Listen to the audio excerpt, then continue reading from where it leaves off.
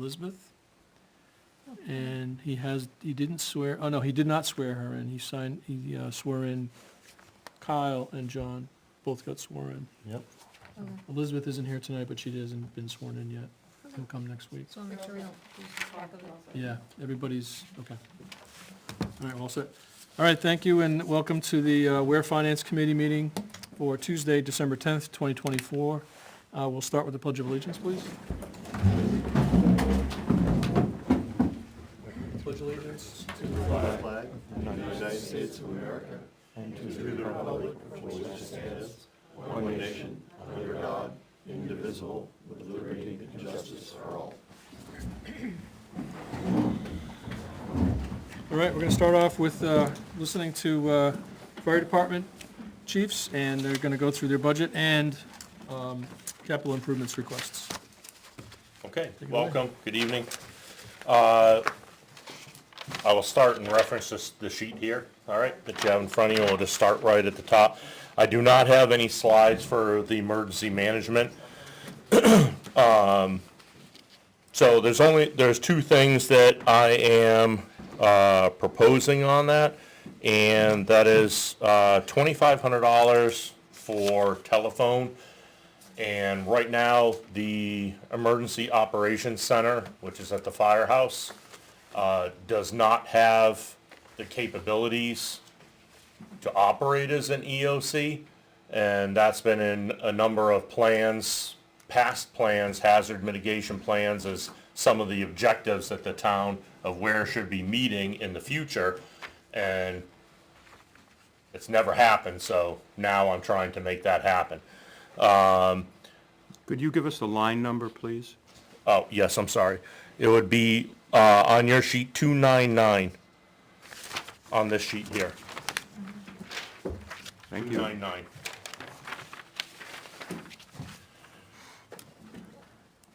And I could just give you a little bit about that. That was an estimate from Granite State Telephone, which we currently have now. As you see, when I get into our fire department operating budget, as a matter of fact, the first slide that I'm going to come up to here is referencing our telephone. I have been looking into, just so you guys know, I have been looking into a voice over IP and switching that out because it is significantly cheaper. The police department, Chief Moore just went with that, and it significantly reduced his telephone bill. So I think it would behoove us to maybe look in that direction also, not only to reduce that, but especially where pretty much if Granite State did it, it would be 3 hard lines coming in that were never used, right? Unless they're needed to be used, versus this is something, it's just voice over IP, so it's just, still again, it's there, but there's nothing there. It's just sitting there waiting to be used, if you know what I mean, on that. So we're looking into that, but the proposed right now is $2,500 for that. And the only other change on that is line number, and I hope my eyes are right, 301, which is equipment. And there was nothing in proposing $3,000.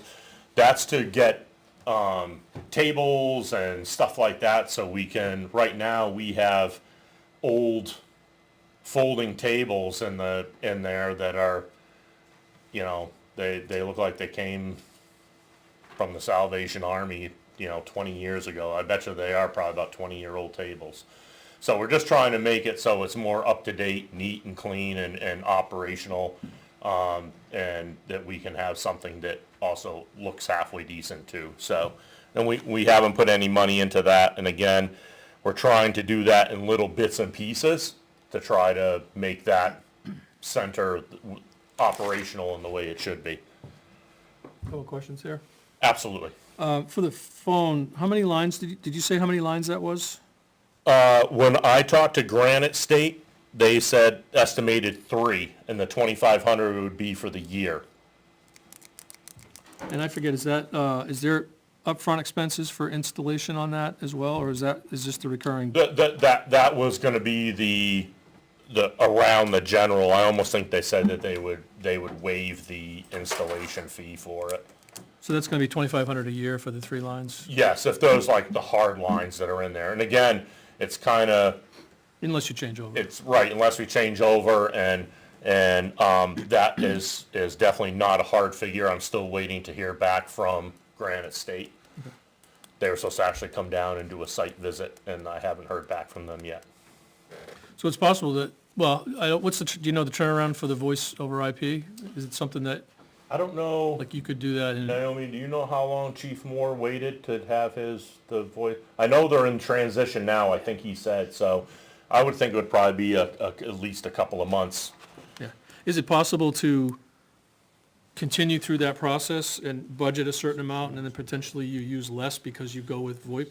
Oh, absolutely, absolutely. I mean, if it came in and they said the emergency management voice IP portion of that is $300 a year, then that's just $300 a year, So that's just whatever, you know? Money not spent then in that case. Right, and it would just be money not spent. My second question, I'm sorry, go Go ahead. ahead, finish. Real quick, did the selectmen reduce 301 last night officially, or are they still mulling it? All of that, as far as I know, is still being mulled, is that correct? Yeah, nothing's been finalized. Nothing's been finalized, so, We whittled a few lines, but I'm not. I didn't know if that was one of them. yet because they haven't- Okay, just go with what's in so there. what I'm gonna present to you tonight is the budget, and because nothing else has been Right, really finalized, so, okay.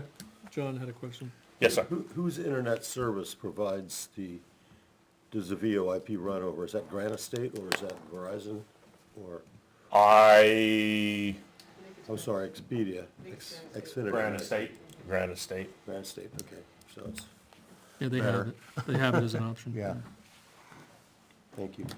What are you guys using right now in place of not having those phone lines? What does that buy us? Nothing. So what does it buy us?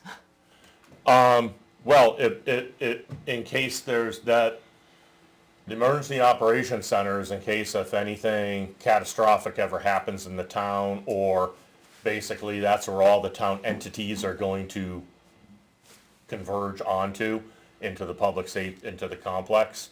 So you would have the town office, you would have, the town administrator over there, the head of DPW, the police chief, highway department, possibly people from state agencies coming in, that would be like the central hub. Like a response team? Correct, and then from there, it would be, and that's the necessity, thank you, for the lines coming in.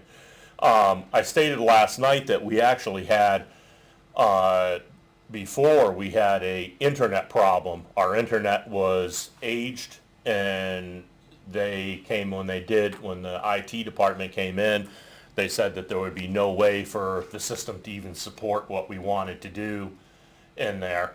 But we recently had a server upgrade that happened that we needed, that was like an annual. I think the server was like 6 or 7 years old or something like that.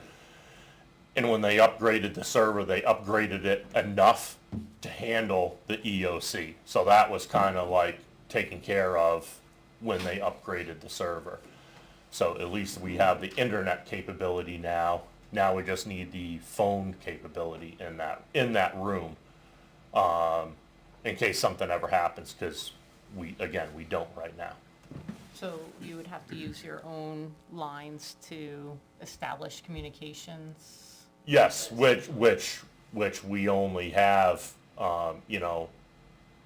probably like 4 or 5 lines coming in that could be off to other phones. But the thing is, most of our phones around the town here, if you dial, I just dial the last 4 and it rings to wherever I want the town. So basically you would bring your phone. When you come, you take your phone off your desk, and that's your number. You plug that in, and that ends up being your phone is gonna ring there if someone dials your number.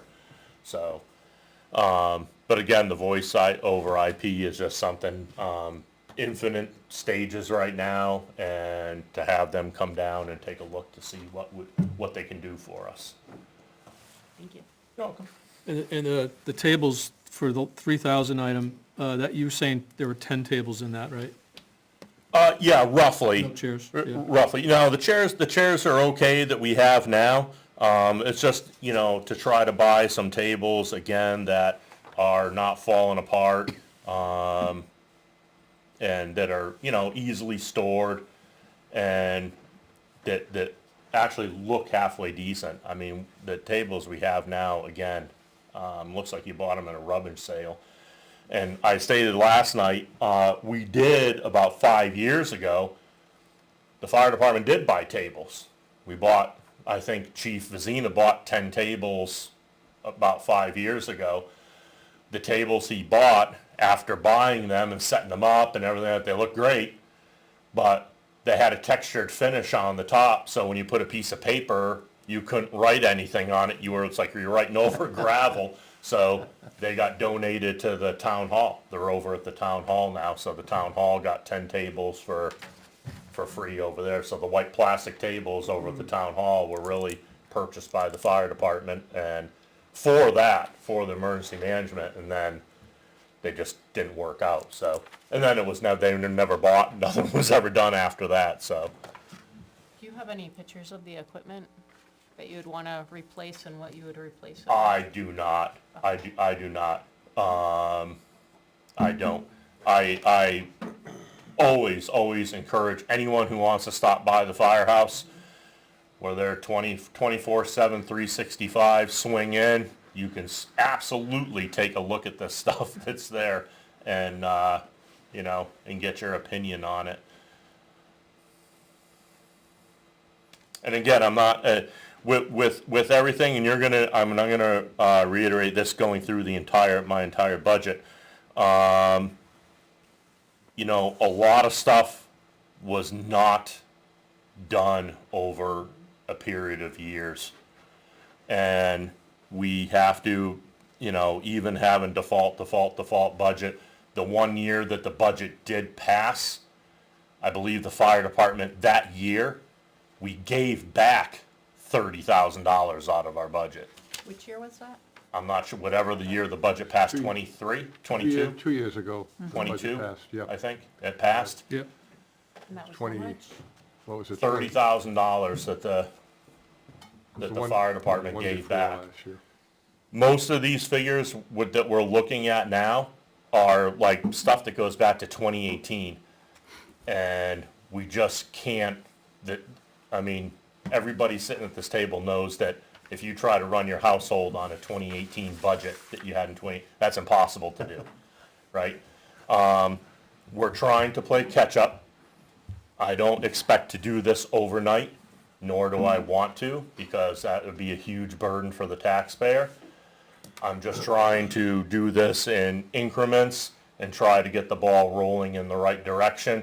And also, as I go through this, you will see that I'm trying to replace a bunch of outdated equipment that really should have been taken out of service years and years ago.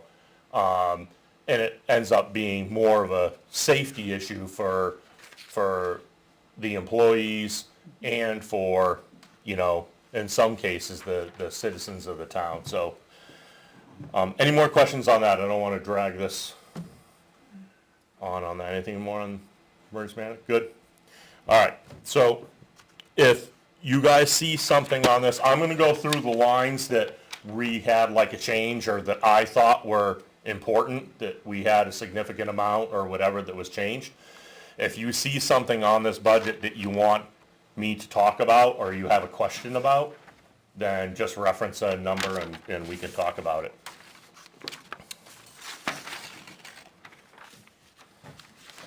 Okay, so the first thing I'm gonna talk about, which we just did, You have a question, Neil?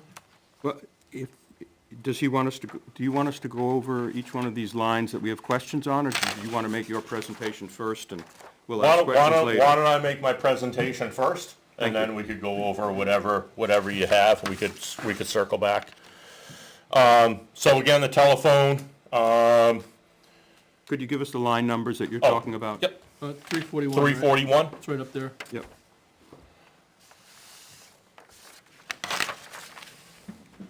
So, My 341 says hazmat supplies. No, you're looking at 299 and it's also 341. There's line and account number. He's looking at. he's yeah, you referring to look line. the second column over, Yeah, he's Neil. looking at the account number. Can, So it would actually be, I will reference that for you, it's 324. Thank Neil. you. 324 would be the telephone line number. So as you can see, what we spent this year already is $6,915. We still have 2 more months of billing to go. It was advised by by finance, that get kicked up to $8,000. So that's the proposed is $8,000. Ours says 6,000. ours says 6,000.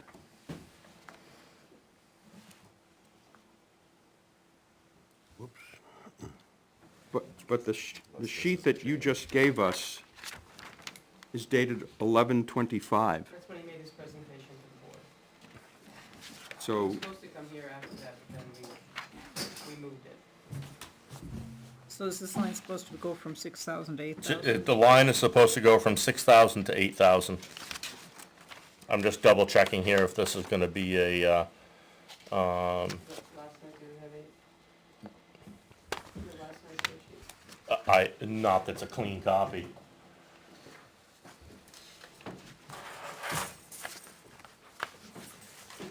While we're waiting too, this sheet that you gave out is just fire, emergency, and forest fires? Yep. What, ambulance and code enforcement, are they in Naomi's presentation? Yeah. Those are mine. Yeah. Okay, the other, all right. It looks like there might be just like one missing, because the next is like internet, and that's on there. I don't know. It's just a scrimmage. A scrimmage. Isn't it that 320? Yeah, see what, So- yeah. We're just gonna, we're gonna go with this. I know what they are, we could talk about it. So the proposed was $8,000 again, we're at almost $7,000 now. Since 2020, that budget line has been overspent for the telephone. And again, it was just advised by by Beth that we kick it up to $8,000. Now again, I'm not sure what's gonna happen, not to beat that horse to death, but with the voice IP, naturally that could go down. And it would go down for the foreseeable future, 2 years. So, And this is for your existing lines that are in, that's for the existing lines, and this is not including anything with the EOC. EOC at all. This is just exactly what we have now at the station. question on that? Yes. We have voice over internet protocol telephones. Yep. And when the internet goes down, that phone is gone. Doesn't work. So we also have a landline. The landline works. Yep. You're a fire department. If the internet, when the internet goes down, do you really want to be without phones? And And of course, the landline goes down when it's hit by a tree. Right. No, I definitely see your point on that, and I am not, I'm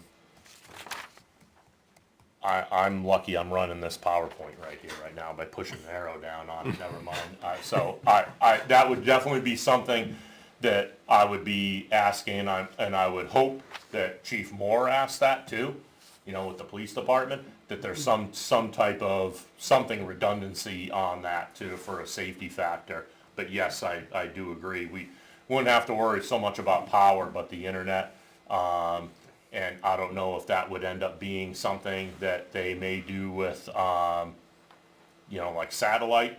I mean, there's been talk about Starlink and stuff like that, where stuff doesn't go down at all.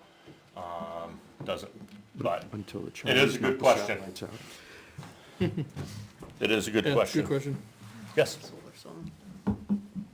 anyone else? No? You have a question? Nope. Okay. Steaming along. This is 342, so it would be line number 325 on your sheet, The first number will be 325, internet connection. And we were at 3,313. The default was 1,305. We're proposing 5,500. The reason for that, for the internet, is not only did we add lines and put internet back at the south station, but it's also our monthly billing on our FirstNet, and that's all our tablets that we have in the vehicles.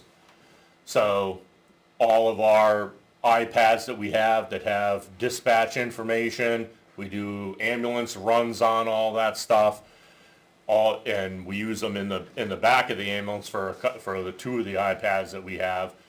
But that is for the internet connection on all of those. And that's something different that we had, because before we only had limited capabilities with dispatch, and now this opens up a whole broader range of, while we're responding, they could update us with updated information. We could see where other vehicles are, a host of different stuff on that. Those are like hotspots then, that they travel with? They can be hotspots, yes. Yep. It's metered then, obviously. If it's going up, it's metered instead of a fixed cost. So that was that's internet.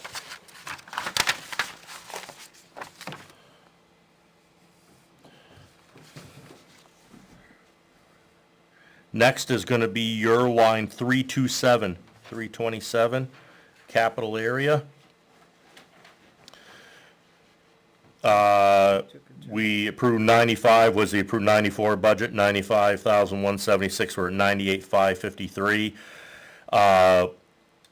We were advised that due to increases in the capital area, that our new figure is the 106,436. That is our dispatch.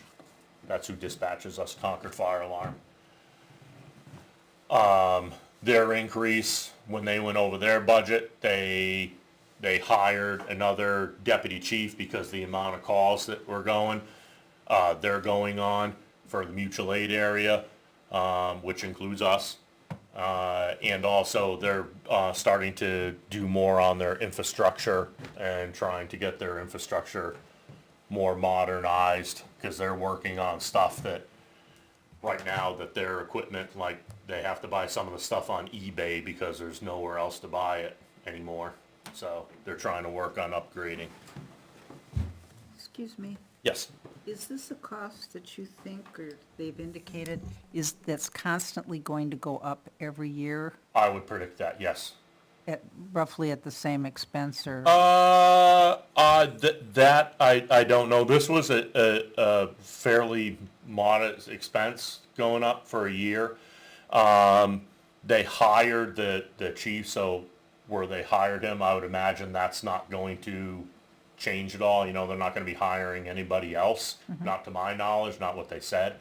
So I would imagine that, I would probably say maybe you would end up seeing no more than like a 3% increase or so, over the course of at least the next couple of years. Okay, thank you. Yep.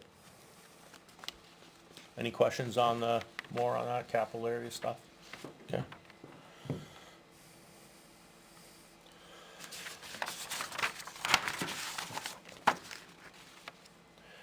The food line, I threw in there just because, as you could tell, I like food. It's line 328.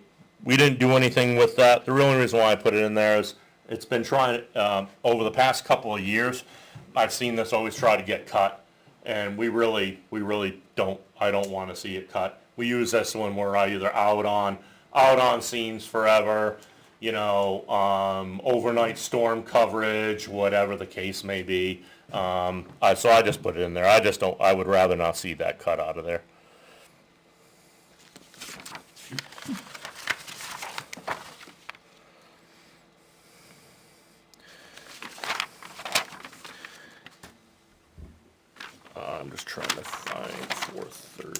here. So this is gonna be your line 329. So, huge increase, okay? Where the 2024 budget was $5,000, year-to-date, we're at $9,766. We're proposing that, $12,000. And the reason why is that there hasn't been any, there hasn't been any maintenance done to your buildings in your town. And I hate to say that, but I'm not gonna sugarcoat it. There's been no maintenance done to the buildings for the fire department. The doors are literally rusting away, rusting off the building. The south house, the two overhangs there are rotted so bad that I think I'm just gonna have Tim take them down before they fall off the side of the building. The concrete's crumbling, the windows they don't even seal, which means the heat's just pumping away. And just the increase of the cost of everything. One huge cost for us is garage doors. Now, when they built the station, the center station, they used your homeowner grade garage door Oh, jeez. opener. Well, that's great when you had 300 calls a year and there was probably 3 people in that station in a week, and other than that, the place was dark. It's 24/7, 365, those doors are going up and down. If a spring breaks on those doors, it's $800 to have overhead door come out and replace a spring. I even keep a set of springs on hand because they always called up and said, well, we gotta come out and measure a spring. No, you don't. I got one right here. All you gotta do is come out and put it in, because I'm not that brave yet to go up there and do that. But we did have a couple of the garage door motors are starting to fail. When those garage door motors fail, a new one is like $3,800 for a commercial garage door opener. And that's just one of the things. The south station, like the bathrooms, the vanities pretty much rotted out. I ended up taking out, there's no sinks anymore down there, because I'm like, this is just crazy, So and that's just some of the stuff. Tim has done, the maintenance gentleman for the town, has done a fantastic job in trying to keep up with everything. But literally, I could keep that guy busy for the next 3 months solid, just myself, with stuff that needs to be done. And really, we're not so much upgrading, we're just replacing or trying to slow the progression of the maintenance on it, right? So that's why we try to increase the budget. Again, it's your buildings, it's your town, it's your buildings. We're just trying to keep them so we don't get further behind that 8 ball, because we've been putting a lot of money into, again, like either the doors, sewage pump went up at the south station. So there was a lot of things that sucked up a lot of money, high dollar things that sucked up a lot of money, so we weren't able to do windows or whatever the case may be. Will this line go down? Absolutely. I think once we get a handle on it and we start fixing things, I think that absolutely this line can go down. But we need to kind of start somewhere and start fixing some of the things. Questions on that? Neil has a question? Yes, sir. The town has a building maintenance fund. Can you tap into that? Yeah, right now we're down to $38,000, so if you get a furnace go or something else go, Yeah, some big high dollar we thing. we've always said we'd keep between 50 and 60 in there, just in case, because it covers all your buildings. So a furnace here and a furnace there, you're out. They need to put some more money in it with the property tax and projects that are included. Do you think they're gonna have a separate warrant article like they did? They added money to that with a separate One warrant year article ago, a couple yeah. years Years ago. ago, yeah. Is it, you anticipate they'll do that again this year? We haven't talked about warrant articles yet. Okay. Yes. Do you have a list of priorities of what you would want to do in the cost to, yeah, you rattled off a lot of stuff that I was trying to follow, but, do you have like a plan set up, like these are the top issues? I have some notes back at my office with that, of what I planned on, like one of exactly what are the priorities. I do not have that with me here. Would you make sure we get a copy of that? Sure, yeah, Thank you. absolutely, absolutely.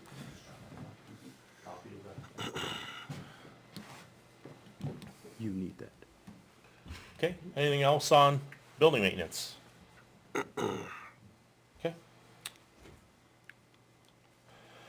Printing. So that would be, let's see here, It's 333 333?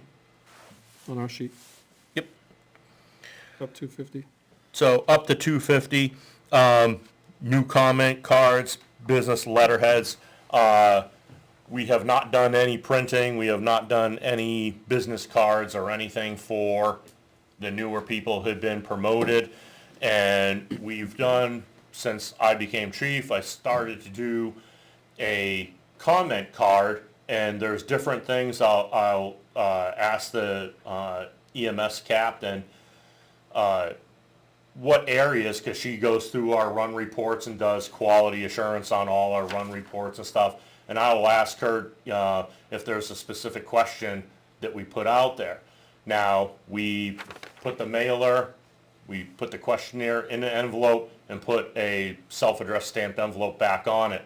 That way there, the people could comment, you don't have to put your name on it, it's nothing, it's just your address. And it comes back, we don't know who it's from, there's no call number, there's nothing referenced, but it just has those list of questions. So basically, we can do better, or if we think we're weak in an area, we can actually gauge and see what the public feels about that. So with doing that, that naturally increased the cost of the printing, cost of postage, and everything else like that, because not only every time we send out one, we're really sending out two, because we have a self-addressed stamped envelope back in there so they could send it back. And we just found out that that's more, chances of it getting in the mail are a lot better if we put a postage stamp on it that's self-addressed and they can just drop it in the mail versus, having someone else trying to find an envelope and mailing it up. So hence the reason why some of the reason why that stuff has gone up.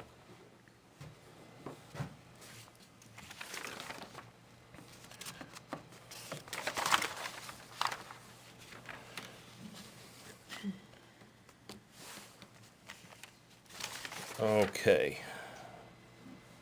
So this will be your 337. Went from 500, and we are proposing 7,500.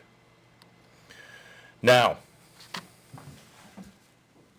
let me find the line here for you. If you go to your line 336 is lawn care, and you see that's 8725 currently. We are axing that line. We did not do anything with that, with the town for the lawn care that's proposed for this year, the new thing. $88,725 was to mow the top of town cisterns and to maintain brush and all that other stuff. I asked the selectmen, we don't want to participate in that. I think that our people go out and we visit the 33, 34 cisterns that we have now, a couple pump sites that we have. We visit them during the summer, fall, we go out for training. I foresee us being able to maintain that ourselves. First year, we're probably gonna have to buy a mower and a weed whacker, push mower and a weed whacker. We don't need a rider mower. It's not, the cistern's probably about as big as, no bigger than this room usually. So I'm proposing that we eliminate that line, but we take some of that money, not all of it, most of it, and move that into the cisterns. Now, we have, as you can see on this, 17 out of the 42 cisterns need repair. And when I say repair, is all of the pipes are starting to rust beyond a point where you're gonna take a wire brush them, and throw on some Rust-Oleum on them, and throw some red paint and move on to the next one. We're beyond that. They're too far rusted, there's been no maintenance done to them. In the back of the cisterns, there's manhole covers that go down, they're 30,000 gallon cisterns for the most part. Some of those manhole covers, the hasps are missing, which they have a steel manhole cover, and then there's actually a bar that goes over the top of it with our fire department town padlock on it. And that means that you can't get into that, you can't take the cover off of it. Well, some of those are broken, missing, gone, they have to be welded. The covers are cracked, some of them have poly covers on them, the covers are cracked. Again, we own this stuff, the town owns it, and it not only is a safety concern, you have kids playing around on them and stuff like that, but it's just the fact that we need this stuff for water. I mean, we do our best, and we go out there, again, like I said, in the spring and the fall, we put chlorine in them so they don't build up algae, the water's really nice, circulate it, make sure they all work, but they need maintenance, and there's never been any maintenance. I mean, $500, one cover is almost that much money for just one cover. And not saying that we gotta buy covers every year, but with this line, as in a couple of the others, I foresee that if we kept this line funded at this rate for a couple of years, we probably could drop it down to maybe like $1,000 or something like that a year, right? Just to keep everything kind of maintained if we need to do something. But we got to get a handle on this stuff first to start doing some maintenance on it. The maintenance that would be done with these are sandblasting. They have a mobile sandblasting company that comes out. They're $3,000 a day. He could probably do about 3 cisterns, he said, in a day. And then we would be responsible for painting and stuff like that, which, I mean, you don't need to be Van Gogh to paint a pipe, so I think we could probably handle that. But the sandblasting stuff, there's no way. Highway Department doesn't have that capability or anything like that. So, again, that would be over a couple of years, get a handle on it, and then that budget, that would fade off and drop down to, I would say, probably $1,000 a year would be awesome for that account. So in that account, just to confirm, the lawn care around is going to be merged in with The that line? lawn care is gonna be merged in with that, because the first year I'd buy a push mower and a weed whacker or whatever out of that, and we would be good to go. We can maintain that a lot better than they maintained it. I mean, I've gotten phone calls and from retired fire guys, and they're like, when are they gonna mow the cistern because the grass is yay high on the things, and They do it You on know. duty. They would have them do it while on duty, Right. instead of a service. Yep, so just, I just wanted to make sure that was pulled into the scope of yes, that yep, line. yep, Yeah. yep. But The lawn care, we would bring that, and that would be part of this, our cistern budget would be us maintaining all the, Does that help with your, like, PMS, like, planning, like preventative maintenance for, you know, when you go to the lawn care, you would also check the status and integrity well, of- that's what I'm saying, as far as us being able to take care of it. I think that it would be relatively easy, because not only do we go out, and test these, but we also go out constantly, and there's people training. So we'll go all over town and try to, you know, and be pulling off from different cisterns, pump sites, whatever.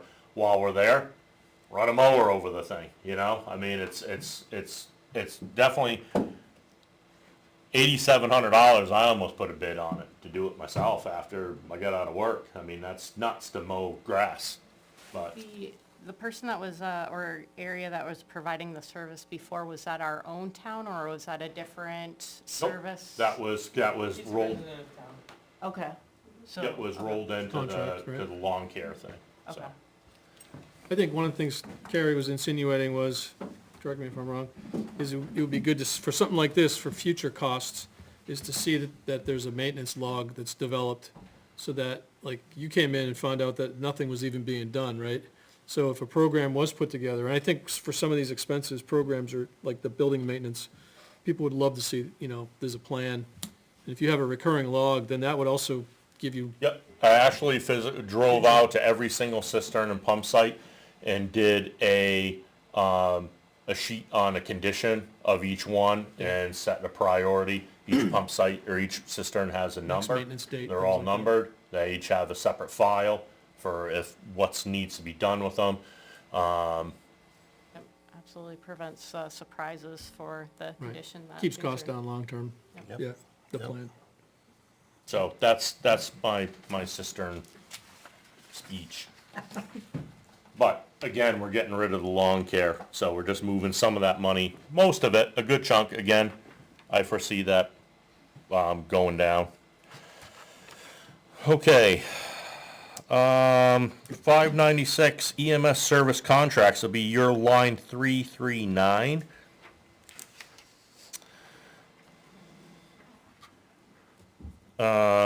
We are looking to boost that up to $4,700. So what EMS service contracts? We have, our equipment is extremely expensive. Like a heart monitor is upwards of pretty close to $40,000, the price of a car. And so we have maintenance contracts with people to come out and service that. When we got the new ambulance, we have and if you guys haven't seen it, I encourage you to, again, stop over the firehouse, be more than happy to show you. It's called a power cot, and basically it saves everyone's back and everything else like that from picking up people, and it loads. So when we had that, we had a maintenance contract with that. We signed 5 years on a maintenance contract with them, okay? And that covers everything, soup to nuts, the thing, which was actually pretty good because we actually had the thing in service for probably like a week, and some crazy board or something like that went on the thing, and they didn't even know why, but it's fixed, and they got it fixed, and it wasn't any cost to us. But they've been out numerous times for our cardiac monitors, so the added cost, going from the 3754 to foot, that was just from the power load stretcher on that, just the increase of that for the maintenance contract on that. Chief, Yes. I noticed the expenses in 2024 so far have been 1,900 in that line item. Is there any rhyme or reason, or is it just hills and valleys?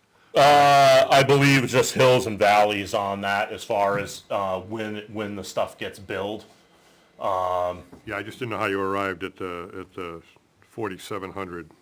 Yeah, I don't have, unfortunately on this, I don't have previous years. Yeah. But in previous years, it's totaled out at that, around that $3,800 mark. So last year, the 1,900 is an anomaly down, meaning less than what it would normally be? Yeah, I don't think all the bills, if anything, that line will be overspent by the end of the year. And it's based on what maintenance comes up. What, Needs to- well, it's based on maintenance contracts. Okay. If some things are not covered, then naturally, but it wouldn't be coming out of that line. This is just contracts for that. The stair chairs, all that stuff. I don't think, we won't be paying for parts on that, would we? We don't pay for anything on that.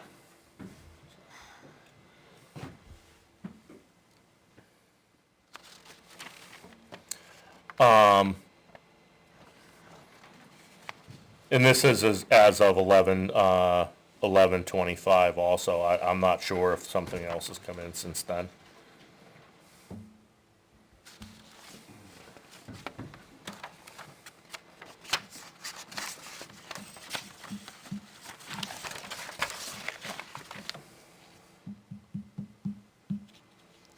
Okay, it'll be your line 340, supplies.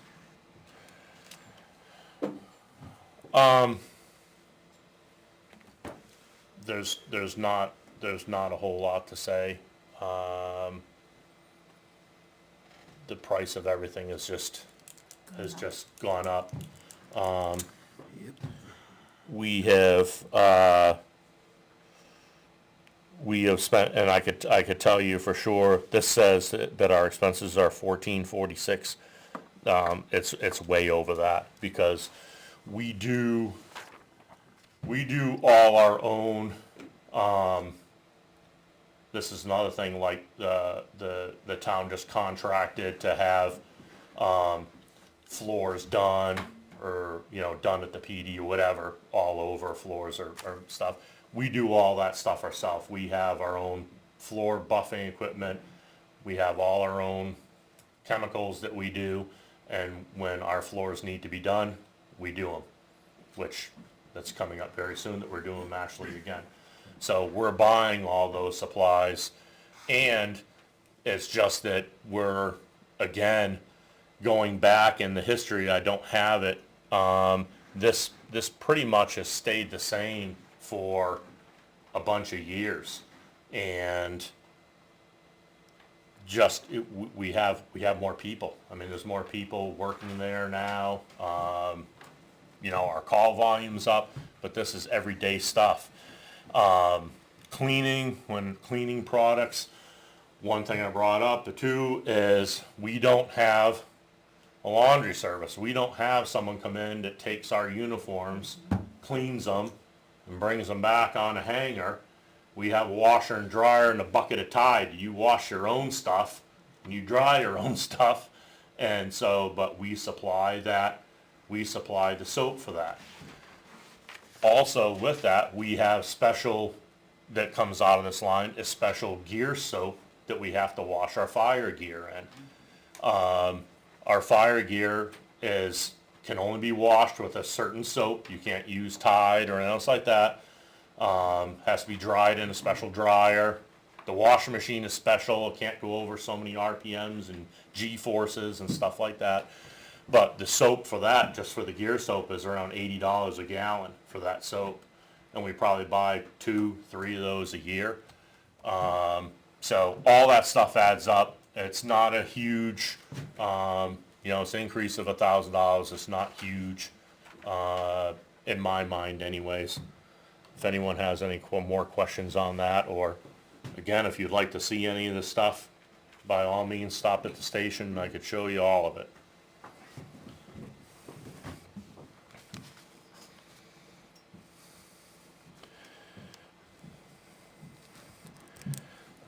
Let's see here, 611. So this will be your line 341, 341, hazmat supplies. Huge increase. I'm sorry, I may go on a tangent with this. I'm trying to keep this short. I may go on a tangent. I went on a tangent last night with it. I'm going to try to reel it in a little bit. So hazmat supplies, we were at $250. Now, I could tell you that I don't know why, but we have spent that line out. It's 547 is not an accurate figure for that. The reason for the increase, we have 4 gas meters. Matter of fact, can you run out and grab one? Out of the car. I know I said I wasn't going on a tangent, but I think I'm going to end up on one. I'm sorry. We have 4 gas meters that when you call, when there's a CO alarm at your house, we come out, we have a meter, we go inside your house, we meter, it tells us what the CO content is, or if you have a smell in your house, it's some other type of gas, we go in there, this meter also registers that. We have 8 of these meters at the firehouse. There's only 2 that are in service now. Okay, these have a 5-year lifespan. These are going on past 10 years. Okay, to buy a sensor for these is in the neighborhood of around $400 or so, in that ballpark. So we're kind of we're dumping good money into an old unit. And alone, the $250, the bottle of gas that I have to buy every year, which is like a propane cylinder, your average propane cylinder, is $280. It's good for a year. And I gotta throw it away. And that's $280 just for that, to test and calibrate the meters that we have, the two that we have that are working. I'm not saying anything bad about what happened in the past. I am here, I'm not sugarcoating anything. I'm telling you that there has not been a program to replace anything in this fire department. Okay? Nothing. And everything we have is coming of age or well past its service life. I want to be able to, when I walk into someone's house, have a reliable meter and not maybe have to bring two because I don't trust the one. And I want to be able to bring in a meter and tell someone, hey, your house is safe to go back into. So this is what a 4-gas meter looks like. What are the different gases that it measures? It measures oxygen saturation, CO, like sewer gas or whatever, and what's the other one? It's hydrogen sulfide Hydrogen sulfide and, and the LEL, so it's set to, not propane, but yeah, like a propane type gas in that. So that's what a 4-gas meter is. The two that you have currently in service are That's one of within them. that 5-year, you said it was a 5-year lifespan? 5-year life cycle on these, because usually the sensors and everything start to go. And again, once they start going, this one goes, then that one goes, and it's just not worth it. The meter itself is $1,100 to buy a new meter, all right? And again, as I said before, I'm not trying to replace everything at one time. I just want to start something down the road so we can start replacing stuff little by little. So the two you have currently, where are they in their life cycle? Are they at the very end, or they got used more? All of them are past their life cycle. Okay, Yep. How And many, it's just that we keep putting money into, that one just got a new sensor put into it. And then as you can see, it says calibrated, next calibration date, we calibrate it, we use the gas, we calibrate it, and then it goes back into service again. So that's when it was calibrated, or is it past That's due? that is when it was calibrated. Okay. Yep. Is it a 5-year or a 1-year? It's 180 days from this date, Oh. and then it has to be calibrated again. yeah. So when you have that sending out to get calibrated, you're down to 1? We don't send it out, hence we have that $280 thing of gas that we do our own in-house, so we don't have to do Okay. that. So we save money by doing our own in-house stuff. Chief, how many of those units should you have? I mean, because you go out to a house call, We you gotta, have 8 of them. One is on pretty much every apparatus, because you never know where you're gonna be. I keep one in my cruiser, okay, because if someone's out, if they're out and I'm out, I could just go and do that myself. We have a couple. We try to keep one's in my rig, the other one's on the ambulance. We have some smaller, like throwaway stuff, but it only just measures CO, it doesn't measure anything else. Yes. Like the tubes? So would you basically, because this is beginning to sound like some of the other departments that all have equipment that needs to be rotated in and out. Yep. Do you want to replace like 2 a year, 3 a year? That's What is your that's game my plan? intention. My intention is to replace 2 a year, and then finally get down on a cycle where we have like 2, 2, 2, and then 1, and then we're gonna start again. It's gonna take a couple cycles to do that. Right. But I foresee, this is another line, I foresee that this can go down once we get and we continually, we're just replacing the stuff as it should be done, then this line could go down, it would just be part of the operating budget, and it's like easy peasy. Every year you just order a meter and it's done. You take the oldest one out of rotation, or if something, breaks or whatever, but. No, you have to have good equipment, there's So- no ways about it. And that's really the biggest thing, is I don't want to, just end up, getting some kind of like false reading on something with old equipment. I'll stop, sorry. Off my bandwagon here. Okay, 620, office supplies, I think we're maybe over.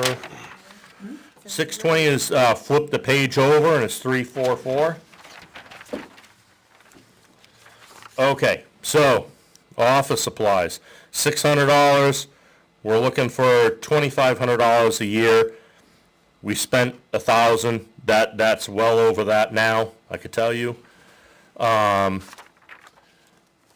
So, office supplies.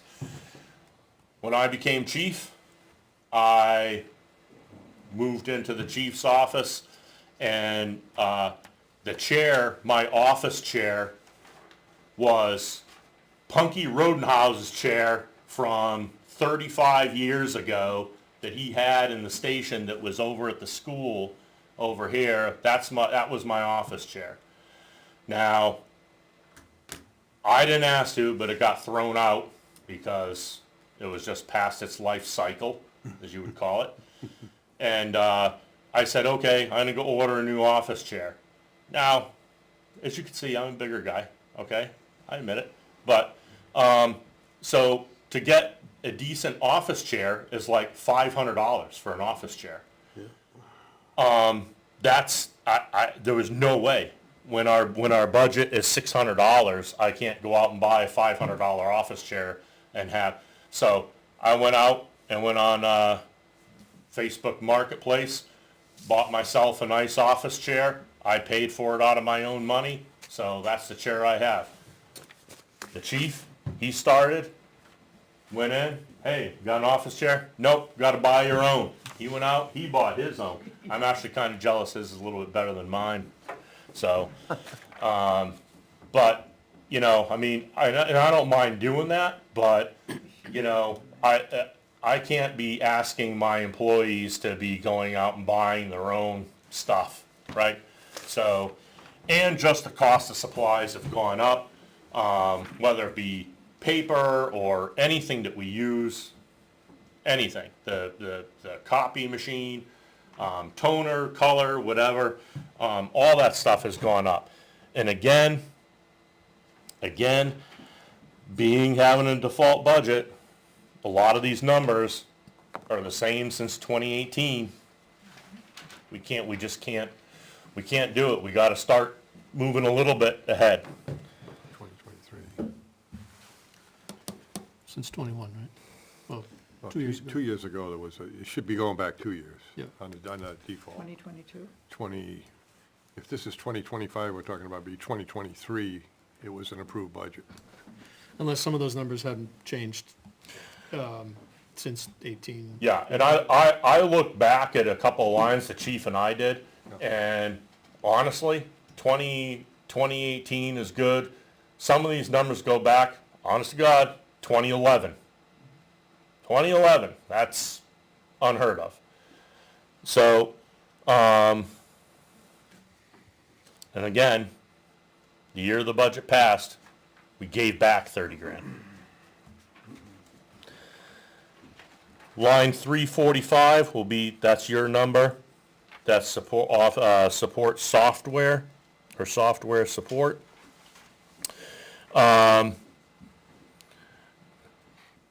This is an increase, it's an increase of $2,400. Right now, we have multiple software systems, I would call it. Again, you'll have to forgive me because I'm not a computer guy, but we have multiple software systems that do different thing, little bit of this, little bit of that, little bit of this, little bit of that.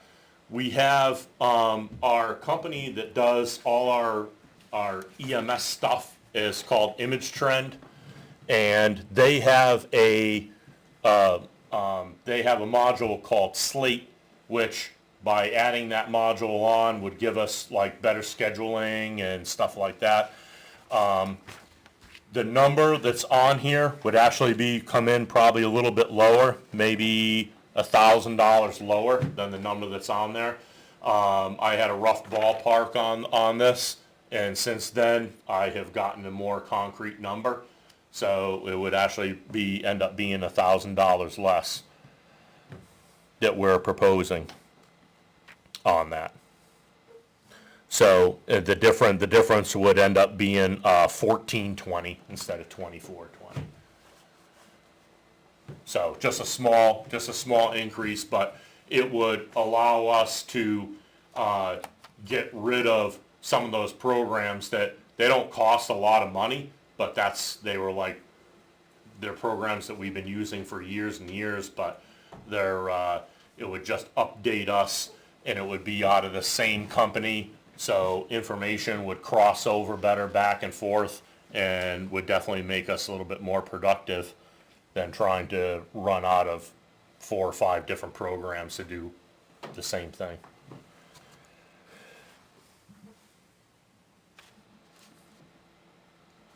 Questions on that?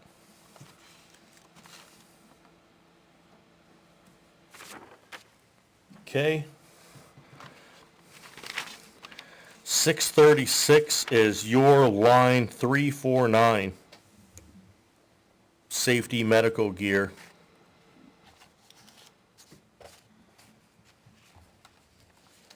So, this line has also been overspent. As a matter of fact, this year it's been overspent, I would think, by probably going to be at least $1,000. We get some things we get from Concord Hospital, and there's no charge to us. But there's other supplies, medical supplies, whether it be certain needles that we use, capnography stuff, which I won't get into that. What else, Chief? Syringes. So, syringes, any of the medical gear that we have to buy, electrodes, like that we use for cardiac monitoring, that is not supplied. We buy all that stuff. And as our run numbers go up, as costs go up, this is the stuff that we're running into, that we end up having to buy it. Out of this also is anything medical related. I could tell you, for instance, a big hit this year was when they had spec'd out the ambulance, the brand new ambulance. Whoever did that, they never spec'd out we have a narcotics locker that we have to have inside the ambulance for DEA, and everything has to be locked. And that narcotics locker alone was probably $2,500. And then they told me, oh, you can't program it anymore with the computer that we have that's running Windows 95. That's what we're programming. The last Knox box that's on it, I won't even get into that. Anyways, this one now, of course, is all Wi-Fi. So you have to buy into that with the Knox program, and that's another thing that's one of these other, which that necessarily doesn't come out of this line, the yearly fee for that. But I'm just saying, as far as everything going up and equipment and stuff like that, this is what we're running into, is stuff is just needs to get replaced, and so this is what we're running into. Got a question? Go Oh, for it. okay. Correct me if I heard this wrong last night. Some of this equipment is reimbursed when you transport somebody in an ambulance. Was this the line item that you were talking about? This was brought up last night by Selectman Bloom, and it was he was questioning it because we are asking for money to buy needles, whatever, syringes, this stuff. When we transport, we bill the insurance company. The insurance company money comes back in. When it comes back in, it goes into the special revenue fund. So it's literally going back to the town, you know, it's just, it's in a different, Indirectly. Yeah, yeah. it's in a different pocket, that's all. Right. But yes. So Yep. are you keeping track of the, okay, we budgeted for this much, we spent this much, but we got reimbursed this much, but yet the budget's going up? I mean, is the need to purchase more? I think I heard also that a majority of the equipment that is spent does get spent on rides, on transport ambulance, which is reimbursed. So is that ratio between the reimbursement and the spend, is it still requiring that we increase this budget, this line item by $6,000? Are we not getting reimbursed to a point where we have to budget more to make up the shortfall? We do have some of our ambulance billing goes into what's called FFR, goes into like a third-party collections and stays open on that. So if they end up collecting the money, it does, a portion of that comes back. The debt is sold, right? So if you don't pay your bill, we send out, the billing company that we use sends out a couple times, hey, you gotta pay your bill. It doesn't, we get a list of stuff, and then we sign off on it. It goes to FFR, someone buys that debt, and then they try to collect that. Sure. That stays open forever. 3 years from now, if the state comes up or something, they pay for it, then that money will come back to us, a certain portion of that money. So there is some of that does not get paid for. There is some no transports, which we do not bill. Right.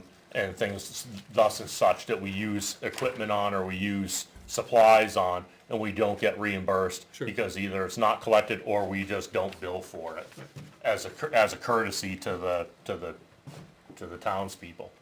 Do you know if Beth keeps track of the ins and outs on this one, where, like, how much we get reimbursed for this medical gear from transports and things like that? Do you know if she's doing that? Do we have an accounting of? Oh, absolutely. Sure. I'll have, yeah. This is one of those weird things where Yeah. we have to budget money to spend it, and then we get some of it back. I always wonder, Yeah. are we keeping track of that, like, We should be. just so that, you know, that kind of thing. So I'm Trevor Anderson, the Assistant Fire Chief.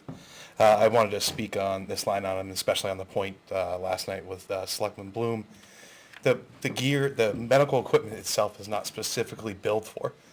So when we bill a patient, or we're not billing out to say, okay, I used a set of pads, I used a set of, 2 IO needles.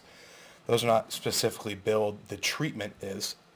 So, if we were to defibrillate a patient, that treatment is billed out. That's a medical treatment that's billed out, not equipment-wise. So we don't necessarily keep track of, we use a set of pads. Okay, we got reimbursed for a set of pads. It doesn't really work in that fashion. A good example, there's like a cardiac arrest. So if we're going to work a cardiac arrest at your house, right, which is the best thing for you, is that we don't try to run you down a set of stairs. We work in your house and we stay there for a while. We may use an IO needle that's $100 that's not supplied by the hospital. We may use a set of pads that are $100, they're not supplied by the hospital. But unfortunately, that person may expire. That equipment's not billed out to that patient. Right. We don't bill for Non-transport. non-transport and that kind of thing. So it's not really, and what we're looking at with safety and medical gear, outside of the equipment that goes for the treatment of, the patients, right, is replacing the suction units, things like that. Those have greatly increased in price over time, right? We went from disposable kind of handheld pumps 5 years ago to now we have lithium battery powered units that charge. And if anyone knows, it's just like your Makita drill. That battery is only good for so many years before you're replacing the unit or the battery itself. So really looking at from medical gear side is we've consistently overspent this line item since we looked back to them, it's like 2018, 2016. We've seen an increase in the cost of those supplies. But with that, right, our level of service has gone up. Right, so if you look back and say, okay, 5-6 years ago, the level of care that you get in the ambulance has increased. Right, So you're not gonna see a specific, Yeah. specific response of Okay. like, okay, use this needle, you got this much money. They're expendables. Yep. Yeah, right. It's hard to Yep. keep track of that. Yeah, and the reason in Concord Hospital is, just to give you guys kind of, they give us a lot of BLS equipment. And they're very good to us and kind of our contract, and so that keeps actually our costs compared to other towns far down, in what we actually have to supply in our ambulance. The insurance companies do pay for that, hospitals do it all the time, and I understand what you're saying. Yep. And I understand why you're not billing anybody per everything you Correct. touch or use. But if you kept track of all that, there might be a way for us to look at that fund that we have, the ambulance fund, and a portion of it can be used to come back and offset those accounts, and then the rest goes to the taxpayers. Yeah. Because that is an expense that is incurred for service, and all the taxpayers should not be getting hit with that, but the money is there. So I would strongly Yeah. suggest I- working on something I think my like point to that would be is, every taxpayer should benefit from the ambulance being stocked the way it's supposed to be, right? And so we expect this equipment to be on there, right? Because you may not use an ambulance today, hopefully you never get to use an ambulance, right? That's our ultimate goal, is you never end up in it, but I think we see consistent use of this equipment, and we see a larger push. But we Well, we see look it at the special- going into yep. that fund. Yep. So there is a portion of that fund that should be Yeah. coming back to cover those costs, because there could that's be. why we're charging. Yeah, and I think, and we discussed this kind of earlier, is it's either you're putting this money towards a new fire truck or a new ambulance, or you're putting this money towards defibrillation pads. Either way, it's coming back from a taxpayer at some version. It's going Right. back to the taxpayer. Right. No matter what account, it's just another pocket that you're putting the money into. Yeah. It's still going back to the taxpayer as either a benefit or not having a tax. But I Not think having a with the tax. increase of 6,000, what we're seeing with that is we've overspent it traditionally by $1,000 to $2,000 yearly. Where we see that is it actually gives us the room as well to, if we do have a suction unit break at $1,000 a piece, if we do have, straps break on the ambulance, that we're able to replace those things and not, hopefully, our goal is to flatline and not keep overspinning that line.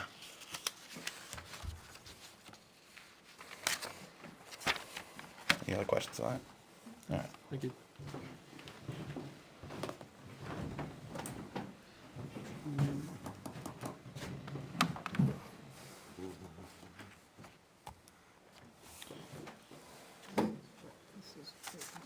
Okay, this will be line 350 for you guys.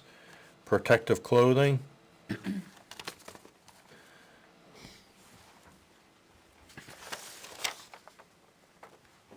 We're asking for a significant amount increase in that. It's your biggest one, I think. To, as you can see, one set of gear is $5,300 to outfit one person. You've heard me say this so many times. There is nothing in place to replace fire gear. There was nothing in place. I would ask each and every one of you to stop by the firehouse, because I have a stack of gear this tall upstairs that no one can wear. It's out of date. 10 years, the stuff expires. You can't, let's put it this way. 10 years, it expires. If I put that gear on somebody, and God forbid that person gets hurt, you're gonna live in that person's last name, of the town's name's gonna change, because they're gonna own it. In the helmets. Because we knowingly put expired gear on that person, and I will not, absolutely will not do that. No, you can't. It's expired for a reason. The manufacturer doesn't stand behind it after 10 years, and there's no cause for that. This allows us, I'm not saying that we're going to, buy $25,000 worth of this. There's also gloves that we have to buy, hoods that we have to buy. Someone may need a pair of boots that expires. The boots we wear are close to $700 for a pair of boots. So we have gear that's expired, and we have gear that's expiring. And also now everything, the price of the gear has gone up a little bit, not a whole lot, because now it's going in all the PFAS-free gear. Actually, Globe hasn't even put that out yet. I PO'd a set of gear for firefighter Sanborn, who just started working for us. And Globe is anticipating in March that they might have that gear to be available. Again, just the price of everything has gone up, and I have gear that people are wearing that's going to be expiring in the next year or two, and I need to start rotating this in, because it's gonna really stink when I have a fire department and I have 3 people that have gear and the rest of everyone doesn't have gear, and now what do you want them to do, right? So I'm trying, my proposal is to invest and buy, say, 3 sets of gear a year, or what we can do, and try again. Same thing, get on track with something. So eventually, can this line drop down? Can it drop down to, $15,000? Yeah, it probably can, where we buy just, maybe 2 sets of gear a year or something like that. But we got to get there, and we got to start replacing the stuff, because it's going out of date. Yes. How long, what's the useful life of one of these suits? 10 years. And how many firefighters do you have? Right now, 22. I thought, Eight full-time, and the rest are call people. In the call department, that's why we have a call department, so we have to outfit them with fire gear. so even if the suit is not used, it still expires after 10 years? Unfortunately, yes. I have a jacket upstairs that you would think just came out of the closet that you had pressed, and it was in a bag for 10 years and never worn, and I cannot put that on somebody, unfortunately. Further questions, Mr. Chairman? Sure, yes. If you wish to take this money from the special revenue fund, how would you go about doing that? I would not take it from the special revenue fund. I understand that. I asked you, if you were to take it from the special revenue fund, Yep. how would you go about doing that? I understand you don't want to. I'm just asking. It would have to go on a warrant article to do that. Just as capital equipment does? Correct. Yep. Thank you. Yep. Yeah, to take out of a fund. Yes. What do you do with all this wonderful equipment that you can't use, that's out of date? Do they take it back? Does somebody do something? Is it We like- have, there's people across the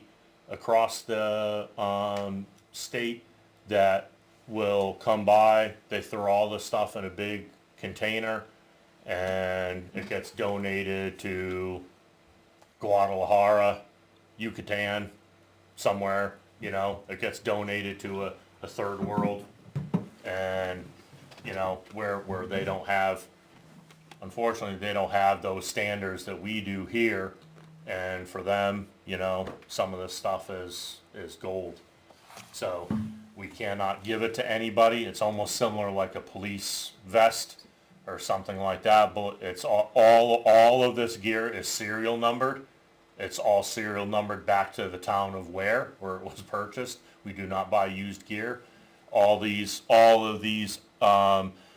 when we spec out something, they come and they measure. All this gear is fitted to the person. It's not generic gear. Everything is measured to that person.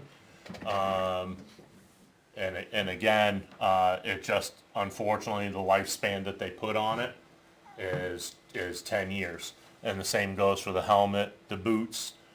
Gloves are incidental, most of the time those get replaced off or whatever, but for the most part, the boots, the pants, the jacket, then the helmet are the big things, that all have an expiration date on them. And again, absolutely swing by the firehouse. I will show you the stack of gear that's there. And I would almost speculate there's probably, if you were to replace that, there's probably $75,000 worth of gear sitting on the floor that I can't use. Unfortunately. Yes? There's about $4,600 left in the available budget for this year. There's not. I PO'd, again, this sheet, if you look up in the corner, it's 1125. I already PO'd Scott Sanborn's gear for $5,300, so that line's actually already spent for this year. It's done. Because he is actually wearing gear that really doesn't fit him. But it's the only thing I can put him in right now. The budget file I emailed out earlier today is from yesterday. Some of those are the same as they are on this one, some of them are higher, so, Thank you. you had a Yep. question? Chief, so you have new person come on today. Are you able to outfit him? Depends on how big he is. Depends on their body type. Body It depends on their body type. Yeah, well, If you have a guy like myself or the chief come in, I don't know. They might be waiting a while before they get gear. So We then- do have some gear Yeah. that is still in date, that's hanging up on a hanger, and it's all clean, ready to go. If someone Okay. comes in, we try to fit them as best as we can, similar to Scott, the newest gentleman who we hired. But as soon as we can and we have that money, and we did have money left over, we purchased him gear. It would have been a lot faster for Scott, to get the gear, but again, they're in that PFAS phase, and Globe hasn't accepted the lining yet as being approved by Globe, so it's just pushed the date back, so they said sometime in March. And I know we kind of skipped over that one line where fuel last year didn't, you didn't burn as much fuel out of the fuel budget because the price Right. was actually less. Were you able, or did you work with the town, were you able to use that savings to pay any of these other? I am Other areas where you're working my budget towards the end of the year. Yeah. We had, and I'm not gonna try to get into this too long, I always say that. We had a really rough year. We had pretty much almost half our department was gone that had left. We had as you can see on the sheet, a massive amount of overtime. Okay? As a matter of fact, I think Beth calculated out 9,700 hours of overtime that we put in. So we can't operate on not having that person. So when that happened, I really put the brakes on a lot of things unless it was like absolutely necessary, because I didn't know where this was going. And if we were still in that phase right now, we would be chewing up so much money in overtime. So I was really trying to protect that, so I didn't overspend my budget.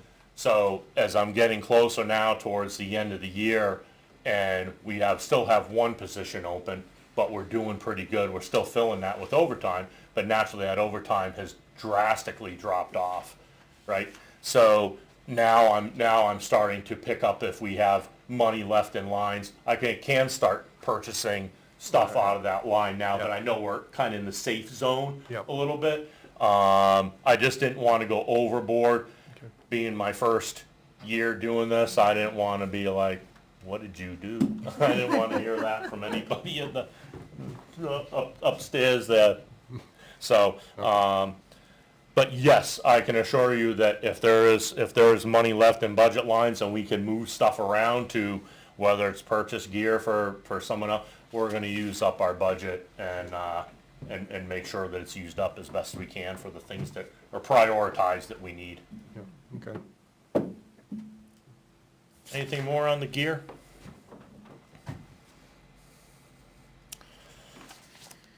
Okay.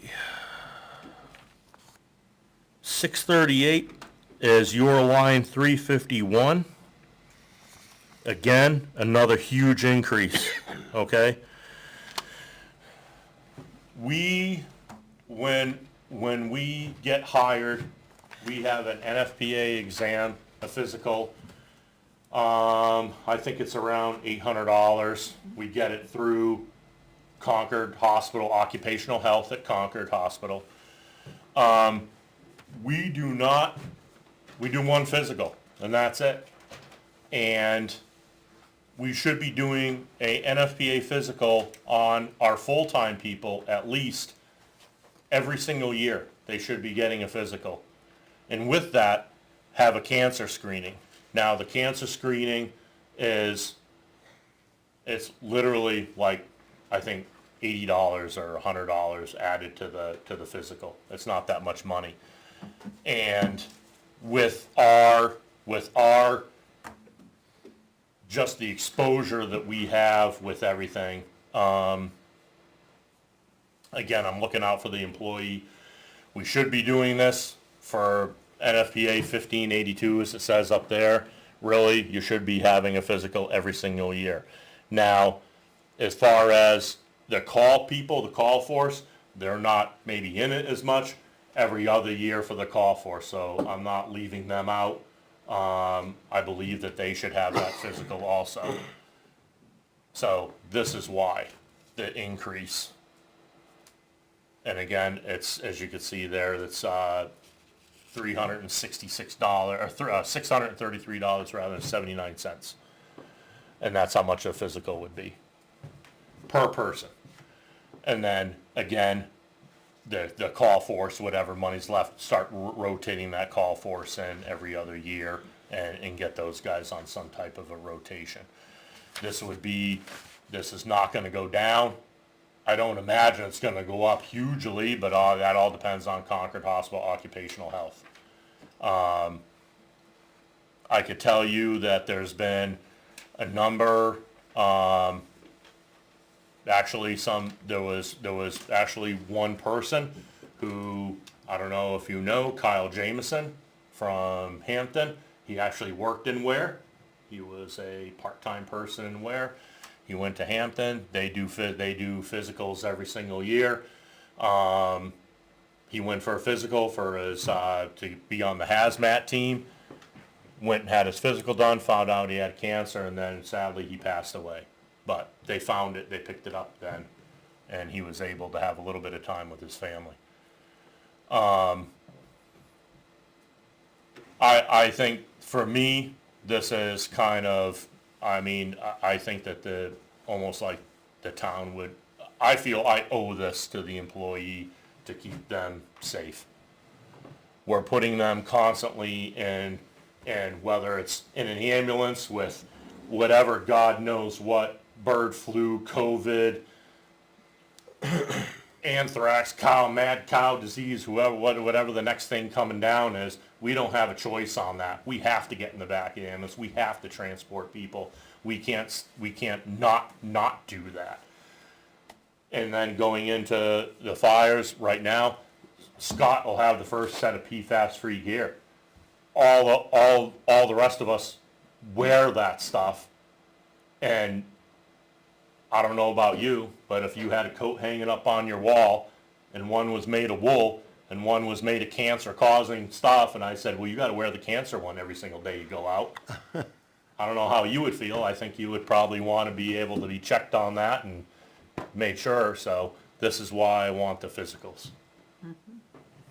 Strictly for the employees to be on top of something. If something is there, they could be on top of it. Questions on that? Chief, Yes. I don't know, I got something confused. So this is not just an annual physical, this is the cancer screenings and other, it's a more overarching thing to pick up problems because of the job-related Yeah. stuff. It's not, Oh, okay. Chief's gonna grab you a copy of stuff. Because you have healthcare coverage, right? For the- Yes. For the Yep. full-time, for the So- full-times. But that's not, say that yearly, this the is- cost of that yearly physical cannot be charged against your No. healthcare coverage? No. Okay. Not, yeah, I mean, not to my knowledge, I think that would either be a Beth question or something like Well, that's that. what I'm saying, that this must be Yeah. more over. Well, I'll tell you, an NFPA 1582 fiscal is a lot Okay. more Okay. than, and that's, I think the That's chief good. is gonna get you No, that's good. the sheet. I'm good. Like, for instance, when we go in, you have a hearing test done. They do a cardiac 12 lead with a cardiologist's interpretation on that. They do, for your breathing and stuff like that. Good, good, Chief. Yeah, it's stuff that's not covered by your normal physical. Yeah. I don't know if you want to hand one out, but he's good. I believe you. Thank you. He's good. Like I started my question off, I think I'm a little confused here. I'm not confused now. But that is, you know what, and I have heard that. Thank you. You're not the first person to ask that. If we can have, if someone who has health insurance through the town, right? Can we say, can you go to your doctor and ask to have a 1582 physical and have your insurance company pay for it? Or maybe have the town pay the difference? Yeah. I don't know that, but it's been asked before and I don't know that answer. Okay, 640, so this would be 352. So, you wanna talk on this, Chief, with the revolving fund, or you wanna get into that? Yeah. Okay. I'll have, Chief Anderson talk to you guys about it. Unfortunately, I was not at the select board last night, but we did talk to them about making this into a revolving fund, and the reason being is that we're trying to host CPR classes and stop the bleed classes in community education, and with that, we need to be able to take in money, so that way we're able to take in money to supply CPR cards, to supply certifications. And hopefully actually be able to take in a little bit extra, not a lot, not to be greedy, but so we're able to start kind of bolstering up that equipment, our CPR equipment. A mannequin is in the area of $650 to $700 for a mannequin to be replaced. The AHA does an update about every 5 years, and then they say almost every time you need to replace all your stuff because now we have a new thing that we want. We want you to have lights or something like that while you're training, which is fairly typical. But we still need to be able to fund this line item in the essence of doing fire prevention and for the materials that we use for that through the schools and through the daycares. We did actually add this year the middle school and the high school to our rotations. We don't necessarily buy them stuff, but we're actually out doing fire prevention with those as well. So we've seen an increase in the amount of fire prevention that we're doing, but also this also gives us the ability to purchase some smoke detectors. Go to a home that doesn't have any smoke detectors, you can, kind of issue one. So at least those things are kind of being taken care of. I don't know if the select board discussed last night this being a revolving fund. I was kind of waiting for their answer on that before I spent a lot of time doing a warrant article. I didn't want to write a whole warrant article, just essentially say no. They didn't get into the warrant articles yet. Yeah, but outside of that, that's why you see it increase. $500 is just, it's extremely tight for us to purchase the fire prevention materials that we need. So we increased it up to $2,000. Any other questions on fire prevention? And hopefully with the revolving fund, we'll see, like I said, an ability for us to take in money on that and do more community education. It's kind of hurts my feelings a little bit when you hear like the daycares are like hiring somebody out besides the fire department to teach CPR, and it's like, that bothers me. That should be my job, is to do public education in the town of Ware. So if you have a fund, then then this line item could go away. You Yeah, spend some- so no, this line item's not gonna go away, right? So we would see the revolving fund, and the revolving fund for the essence of, education. So I think, I talked to the chief about this, you would almost rename this to a fire prevention / education, community education, line item, because you would still need to see some input from taxpayers, so we're able to purchase the fire prevention equipment that we use yearly, whether it be like the booklets for children, things like that. The revolving fund portion of this would be more geared towards just give us the ability to take in money. Like right now, I can't say, write me a check for $18 to the town of Ware. I can't take in that money. So it can issue a CPR card. We would have to do like cash only, and it gets very, So you would very- charge for that education. Well, yeah, we have to, because like a CPR card, like even like bare bones, a CPR card is $18.50.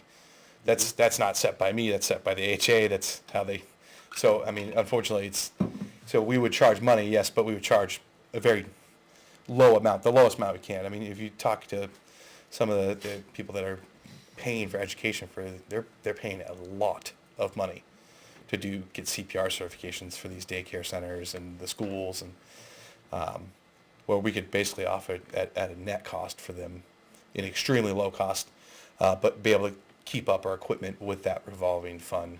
So say it's $18.50, you charge each person $20, so you see an increase, or you see a somewhat of a positive balance in there, so you're able to replace those mannequins at a lower cost.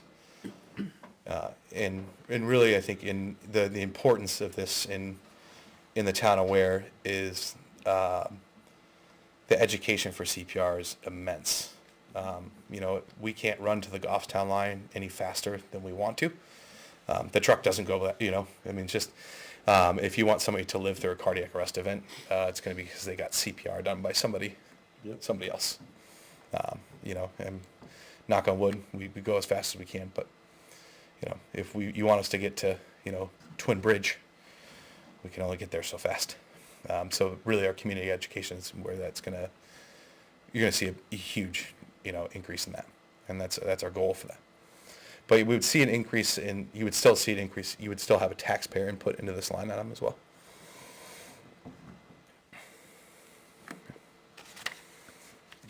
Any other questions on that? Okay, thank you.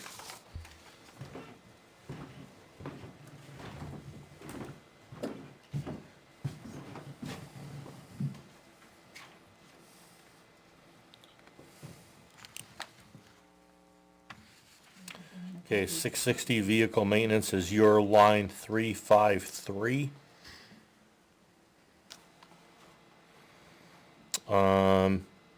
We're asking a significant increase in that. Year to date, well, so far it's 14,431. We're approved for 19. We will be spending that line over this year. I have an engine that's going down to Mr. G's for $3,500 worth of tires, and our newest engine, Engine 2, failed the yearly pump testing, so whatever money I have left over, I'm gonna try to ride in with a PO to fix that next year, and I don't know how much that's probably gonna be. I would assume probably over $5,000 to fix that. So we're just asking that we try very hard to have Jason up at Highway, does extremely good job, treats us very good. But we use our vehicles, and the maintenance just goes up and up on them. We do a lot of preventative maintenance. For instance, I'm a firm believer when you spend, as we're asking in our warrant article, $1.2 million on a vehicle, you want to protect it. This year I sent all our fire apparatus, the pickups, everything that the fire department owns was undercoated up at Mulholland, kept the business in town, and did a fantastic job, gave us a fantastic deal on it, but all that costs money, and that's, again, preventive maintenance that we need to do to keep the vehicles running as long as we can. One of the ambulances, the front brakes are gone on it. That's going up to highway another couple of days. Again, the price of parts and everything to fix stuff has just gone through the roof. And we try to get everything, as much stuff as we can, done with Jason the highway, but there is some stuff that he can't do or doesn't want to do because it's too involved.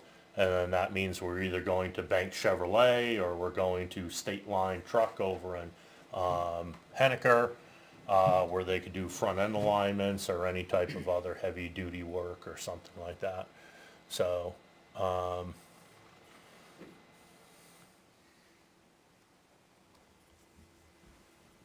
mean, we're going up, but it's again, the budget has not gone up, and we've been kind of maintaining barely, and we're like one bad thing away from not having enough money, and we always overspend it. So that's the reason for the increase in that.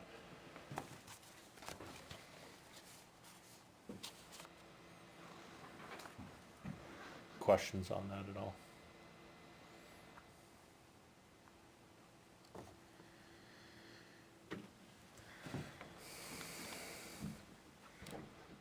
Fire training would be your line 357. Another big increase. So, most of our fire training, when you initially become a firefighter, you go to the New Hampshire Fire Academy and you go through courses at the Fire Academy. After you get through your basic courses there, then you go on, and whether it's going to officer school, going to propane emergencies, going to some specific other type of training, normally that was offered at the Fire Academy. I can tell you that the Fire Academy in recent years has really dropped off. They can't get the staffing up there. They don't have the staffing anymore to put on the classes that the people are required to have or that they need. So we are forced to go out of state.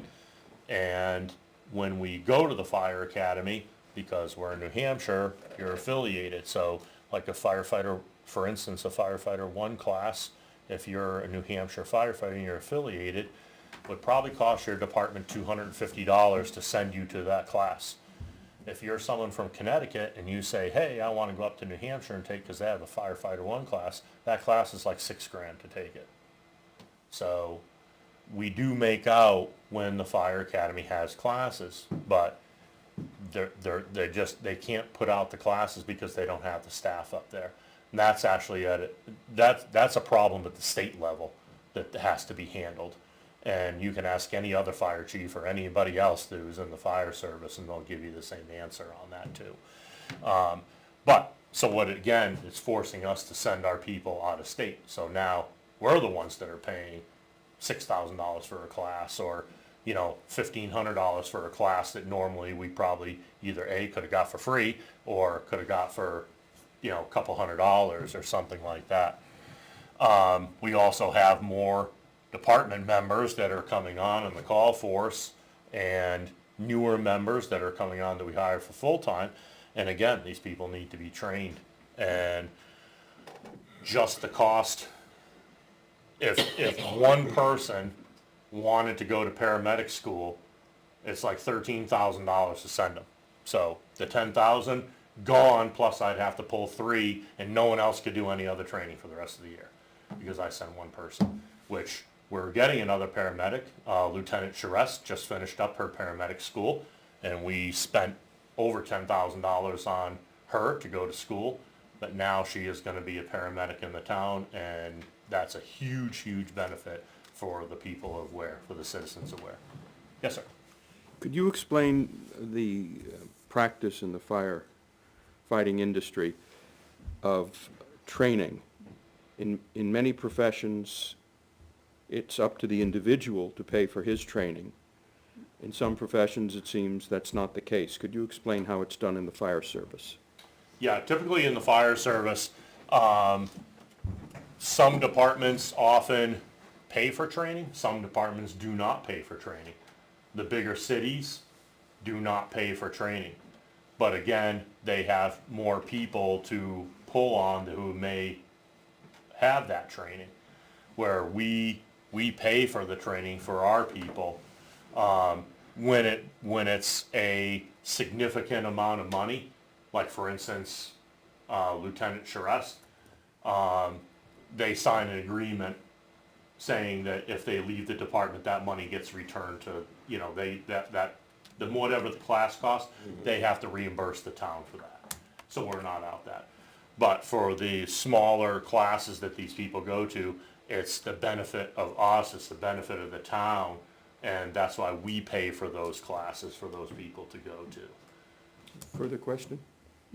So, if a person is going to be hired for the first time as a firefighter, Yes. does that individual have already taken classes, et cetera, to be certified and have paid for them himself? Yes. I say that most of the time. The people who come in to apply, we have minimum standards that we have for hiring. And usually that's like you have to be Fire One certified and you have to be an EMT, at least an EMT basic, right? So those classes, most of the time we see people coming in with those. It's a little bit different. I think like a lot of times the police department, you could walk into the police department and be like, I want to be a cop. And they'll be like, okay. And then they send you to school. We, like 99% of the time, you have to come in with some kind of certification, whether it's minimum of Fire One and being an EMT basic, which you pay for on your own, or you're at another department. Maybe you're in Deering, and the town of Deering paid for you to go through your Fire One, paid for your EMT, and you still live in Deering and you're on the call department there, but you want to come work full-time and where you come, we don't have to pay for that training. The town of Deering already picked up that. So, if I may, Mr. Chairman, so with respect to people who come to the department already trained as firefighter one, Yep. we pay for their training to maintain those kinds of skills. And then where we're asking people, or where people want to get additional training, like Officer Charest, there's an arrangement, a contractual arrangement, such that if they do not stay in the town, they must reimburse the town for that extra training. So, for example, if I came in as a firefighter one, and I took courses to be a firefighter two, and then once I got those courses paid for by the town, and then I left Ware to be a firefighter two somewhere else, I would have to reimburse Ware for the cost of the firefighter two training. We currently do not do that. We only do it when they're taking something like the paramedic level, where you're talking tens of thousands of dollars to go, over that amount of money. But now it's $6,000 per. You said for training that used to cost $250 in-state, you're spending $6,000. Yeah, well, it depends on what class you're going to. Some of the classes are $1,500, some are whatever. It's very hard to in a smaller department to have that, I guess, have that muscle power to say, you know what, you're just gonna go take the class and you have to pay for it, you have to figure out the time to cover it and stuff like that. We, as a department, we do not have very, very, very few benefits to attract people to our department. Other departments around us blow us out of the water far, far, far away. And this is one of the things that we have, that we offer, with the exception, again, like the paramedic school, which is a lot of money. But if I have someone comes to me and I'm investing $1,500 into my employee, and it's gonna make them better employees, it's gonna better serve the town, they're gonna have a lot more knowledge, then I'm all about doing that. Even if, Even if they leave. yes, even if they decide to leave, so, like, here's another one, and going on that, I mentioned the gear. You buy me a brand new, I come to work for the town of Ware, you buy me a $5,000, $6,000 set of gear, and then I'm like, oh geez, I wanna go work in Manchester. And then, you know, someone come, you walk in, And I don't- you're gonna fit in my, well, you're gonna fit in my gear, Neil, but it's not gonna look good on you. But you're gonna fit in it. But you know what I'm saying? I mean, that is almost like some of the risk that we take as the town, and that we try to clear up some of that in our interview process when we go through that. And we ask the people, you know, I'll ask the people straight out. I'm straight out and just say, you know, is this a stepping stone for you? Because if it is, like, we really don't, no offense, but we really don't want you here. We want someone that's gonna stay and be invested in the town. So, again, if it's a high dollar amount of money, yes, you know, we will have something in place. Thank you. $18,000 that you have proposed for 2025 Yes. is, do you have a set of training that you're going to be expecting others to need? Or is it just a placeholder with all the increases that you're expecting, that's what you're going to hit? There is, we recently put on the call side of the department, Matt Lamoth. And Matt Lamoth is, second in command in Manchester Fire. So he's chief of Manchester, one of the chiefs. He is gonna be doing, his specialty is the training, so he's gonna do a lot of in-house training for us. But there is also stuff where we might have to hire like outside company for props or whatever the case may be. And that's also included in that as part of regiment of the training. If that answers your question. So you have training that you're Proposed, we have written down a schedule of training, yes, that's proposed out. Now, if we don't get it, are we gonna be able to do some of that? I'm sure we will, but again, a lot slower, and we may not be able to send people to where they want to go, to grow, you know, whether it be to send them to office or school or something like that, so, Thank you. yes. Chief, have we had anybody that had a payback and has left? Absolutely. Yeah. How long do they have to say they, when you say, does that expire at some point? Yeah. 3 years, yeah, you gotta stay with us 3 years. Off the top of my head, 2 years, 18 months, something like that, the contract. Okay. For It's about 2 years, medics, well, I think it's 18 months. yeah. I believe that Okay. once we pay for it, you Yeah. have to. Then you after have to that, stay if they employed. leave, they don't have to pay back. And actually, we had, one of our members, we sent to paramedic school, and they got deployed, went overseas, came back, and they decided not to work for us anymore. They did not finish their medic school, but we finished paying for their medic school. And with that contract, they paid us back. They did. paid us back, Okay. so that was very recent Okay. that we got that money back.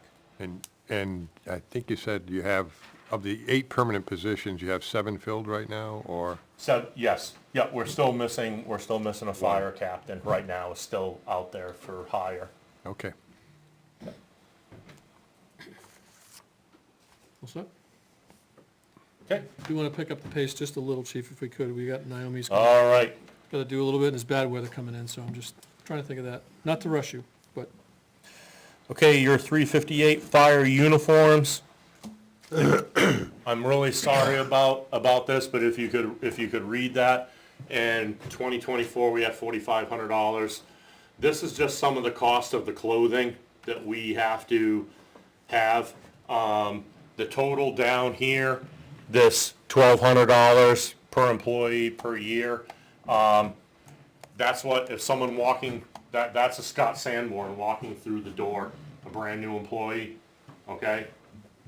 Our call folks, we do not do that for them. We give them, you know, usually a couple of golf shirts. They supply their pants. The town actually has a thing in the town, that the town supplies you with a pair of boots up to $250 a year, so we do have to buy boots for, technically, if you want to say it, you have to spend $250 on 22 employees for boots every year, and that's right in the town. That's what the town has for the people. So just the cost of clothing has gone up. It's crazy. You know, we go out there, either something gets ripped, gets contaminated with oil, gets to a point maybe where it is too contaminated with human items that we don't feel that, you know, we want to run through the wash machine and wear it again, then it gets replaced. But that's the reason for the cost increase. This is also, and not on here, is if we have any alterations to our Class A uniforms that we have to do, anything like that, white dress shirts that we wear under our Class A's and stuff, that's not even on there. This is just the basics to get someone on the job. Radio equipment, which is your line 359. So 2024, $3,600, we're opposed $7,000. We want to start replacing one mobile radio per year. This was supposed to be covered in our ARPA money, but this was the money that was kind of, because the radio tower went over, it was scrapped on our end. So we were unable to replace those mobile radios. So the proposal is to replace one radio a year. Each radio is in the ballpark of about $5,200 to replace one mobile radio. Right now, we have a need for at least one mobile radio because we had a radio that we were using up at the South Station, and I don't know if that got hit by lightning or what, but the radio's fried, so there's no communications up at the South Station via radio.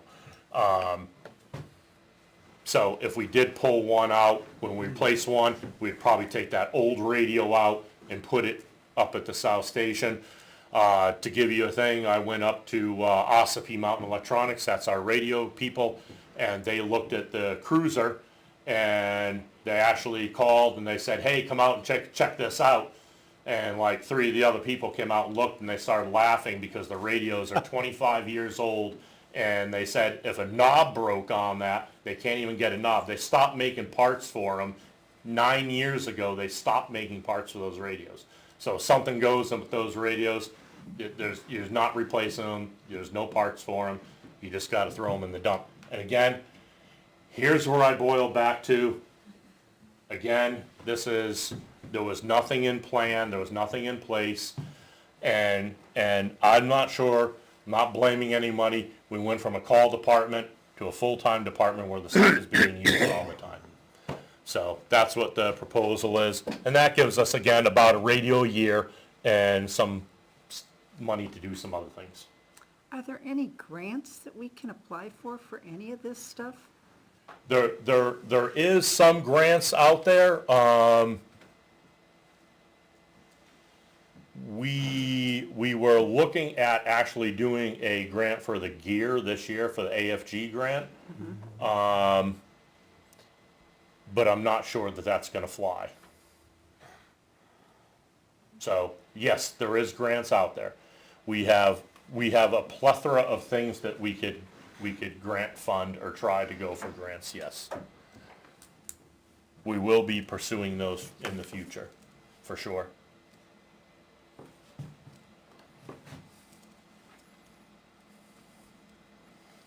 Fire equipment, 361. Again, a huge increase, okay? Another big one. this is just some of the things that are going on there, that we have, that's going on in the department. As you can see, 10-year lifespan on the ice suits that we use. We have 5 suits from 1996 that are in service. 10-year lifespan. I don't know about you, but if you want to climb in one of those and start going out in the ice and having the ice water pour into the leg or something like that, it's not a comfortable feeling. You know, that's just some of the things. Our airbags that we use for extrication, 15-year lifespan. When I called up, I started reading the serial number off the bag, and the lady started laughing. She's like, I don't just take them off the truck. They're like, those are like 20, 25 years old, the airbags that we have on there, and they have a 15-year life cycle. And if you blow them up, they can actually blow up. It's like almost like a tire blowing out. So again, this is, and I'm not saying that I'm asking for the 15. I'm not saying that in a couple of years that this cannot be reduced. It certainly can. We just need to start replacing some of this stuff and just get the train rolling, get the ball rolling with this stuff to start replacing it. That's what I have for that. Are there any high-value, non-serviceable equipment that you can mention besides these two things? I have a porta tank that's bent like a pretzel. That's probably like $4,000. We have, these suits run roughly around $1,000, maybe $1,100 a piece. The airbags, for instance, I mean, I just picked that stuff out. An airbag set is about $7,000-8,000 for an airbag set. We have, I didn't even get to that. We have hose because we never used to test hose, right? Or very rarely. I tested hose this year. Well, 16 lengths of hose failed at $380 a length. A couple of the lengths of hose that failed were 4-inch hose that were actually up at the East Station up at Sugar Hill. Never had water flowing through them. The mice ate through them. So, you know, we have to buy hose at, you know, $350, $380 a length, and we have 16 lengths of hose that went. And that, again, all the stuff needs to be replaced, and there has to be money for that. And I could go out and I could buy all kinds of hose, but then I can't buy ice suits. Then I could buy airbags, but I can't buy ice suits or buy ice suits, you know, and I'm not trying to, again, I want to say this, I'm not trying to replace everything at one time. I'm just trying to get the ball rolling a little bit with this. I'm trying to get the train going a little bit. And I'm sure that this figure can go down. I'm sure it would go down after a period of time, because everything would finally be on just a replacement, and it wouldn't be such a hit in the beginning. It's a lot in one. Questions? Get to that Okay. point.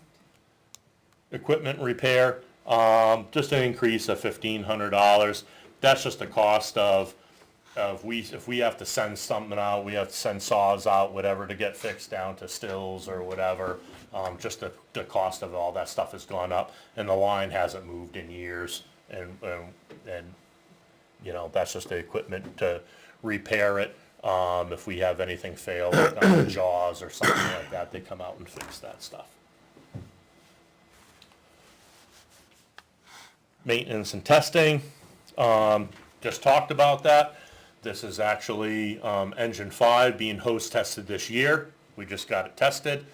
That the increase is just an increase because the vendor who we use, the prices have gone up. That price hasn't moved.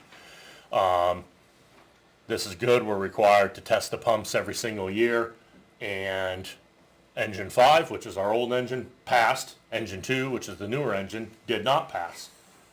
So, again, that's gonna be probably a $5,000 pump repair, but it was picked up because we do testing, and that's why we do testing. Make 'em like they. And the last that I have before this, the CIP stuff is, the forestry. There was nothing ever in that line, and I proposed, $5,000 for that. There is a grant for that I applied for, it would be, up to, we put in 2,000, the state gives us 2,000. And that would be strictly for replacing nozzles, appliances, and forestry hose. When we have our hose tested, they do not test our forestry hose. And this year with the couple calls that we had and stuff like that, we lost, I would say, probably 8 lengths of hose, 9 lengths of forestry hose that now is soaker hose that sprays everywhere. And again, that just needs to be replaced. No forestry hose has been bought in years. Again, do I see 5,000 staying there every single year? No. But again, we have to try to get onto some kind of cycle. I don't think this sheet shows the 5,000. No, probably not, because this is the old, Yeah, yep, this is the old okay. sheet. So that was a recent change. Yep, that was a recent change, and would be under a line, year be 401, 740, fire equipment. Okay. And that's what I got for the regular budget, and then I just have the 2 things for CIP, if you want to go right into them. You gave them the Lucas things already? Okay, we could hop right into that. You want to talk about that? Sure. Chief, all right. Chief's going to talk to you about Lucas. And he'll probably be faster than me. Yeah. So we're requesting $45,000 to replace our 2 Lucas devices. The current Lucas devices that we have are no longer serviceable. The last time they had come out to repair one of our devices, they said we're not servicing these anymore. This is the last time they did it as a favor. They took an arm off an old unit out of their storage and put it on and said, it's the last time we're going to work on it. So thank you. What the Lucas device does, just if you guys don't know it, it's an automatic CPR device. We have, when there's only 2 people working on the ambulance, that's always staff full time, it's really, really hard to work cardiac arrest with 2 people, especially if one of them's doing CPR and the other person's trying to do everything else, give medicine, manage the airway, and things like that. And the good news about the Lucas doesn't get tired. People get tired. CPR is exhausting. I don't know if you guys have ever done it. Hopefully you never have to. But it's one of those things that sounds really easy until you do it. And then you're 2 minutes into it and you say, am I done yet? And they say, next round, right? And unfortunately for that, that decreases the patient's likelihood to survive, right, if somebody gets tired. The Lucas does not. It lasts approximately 45 minutes with a battery life, which would actually seem like a really long time. It's really not. There's times that we do CPR on people for hours, right, depending on the call, especially for us where we have such long travel times in inclement weather. There's calls where people are getting CPR done on them for an hour and a half, and that's in our care. That's not before they've seen the hospital. And we have some kind of rules that we go by for that. But basically this replaces both units on each ambulance. Included in the cost for that is the 5-year maintenance contract as well. That's fairly standard with any of the Stryker care. So the easy part with that is, if something breaks in the unit, we call a Stryker up, they come right out, they repair it, most likely in-house, and it's back in service quickly. But really as a need for CIP and to come out of that special revenue fund, this is a high need for us in the ambulance. How many devices of these do you have? We have 2. We have 1 on each ambulance. So you'll replace both of them? Yep, and they were both purchased at the same time, same models. So It's these are, just the newest the models. ones you have now are junk, you can't use them, so you're. We can use them right now. They're still operational They're still- right now, but like I said, they're non-serviceable. Okay, So if they break again, okay. we All right. unfortunately, Stryker just won't service them anymore. I'm not gonna lie to you, they seem to They work. function just fine, but like I said, when they do break, Yep, they're not gonna work on them anymore. then I gotta hope you don't get tired. Yeah, I'm gonna really hope they don't break. Yeah, cause I like the Lucas. I like it a lot. Okay. Yeah. Any other questions about the Lucas device or contracts or? what's included in those? Okay. Didn't know there was such a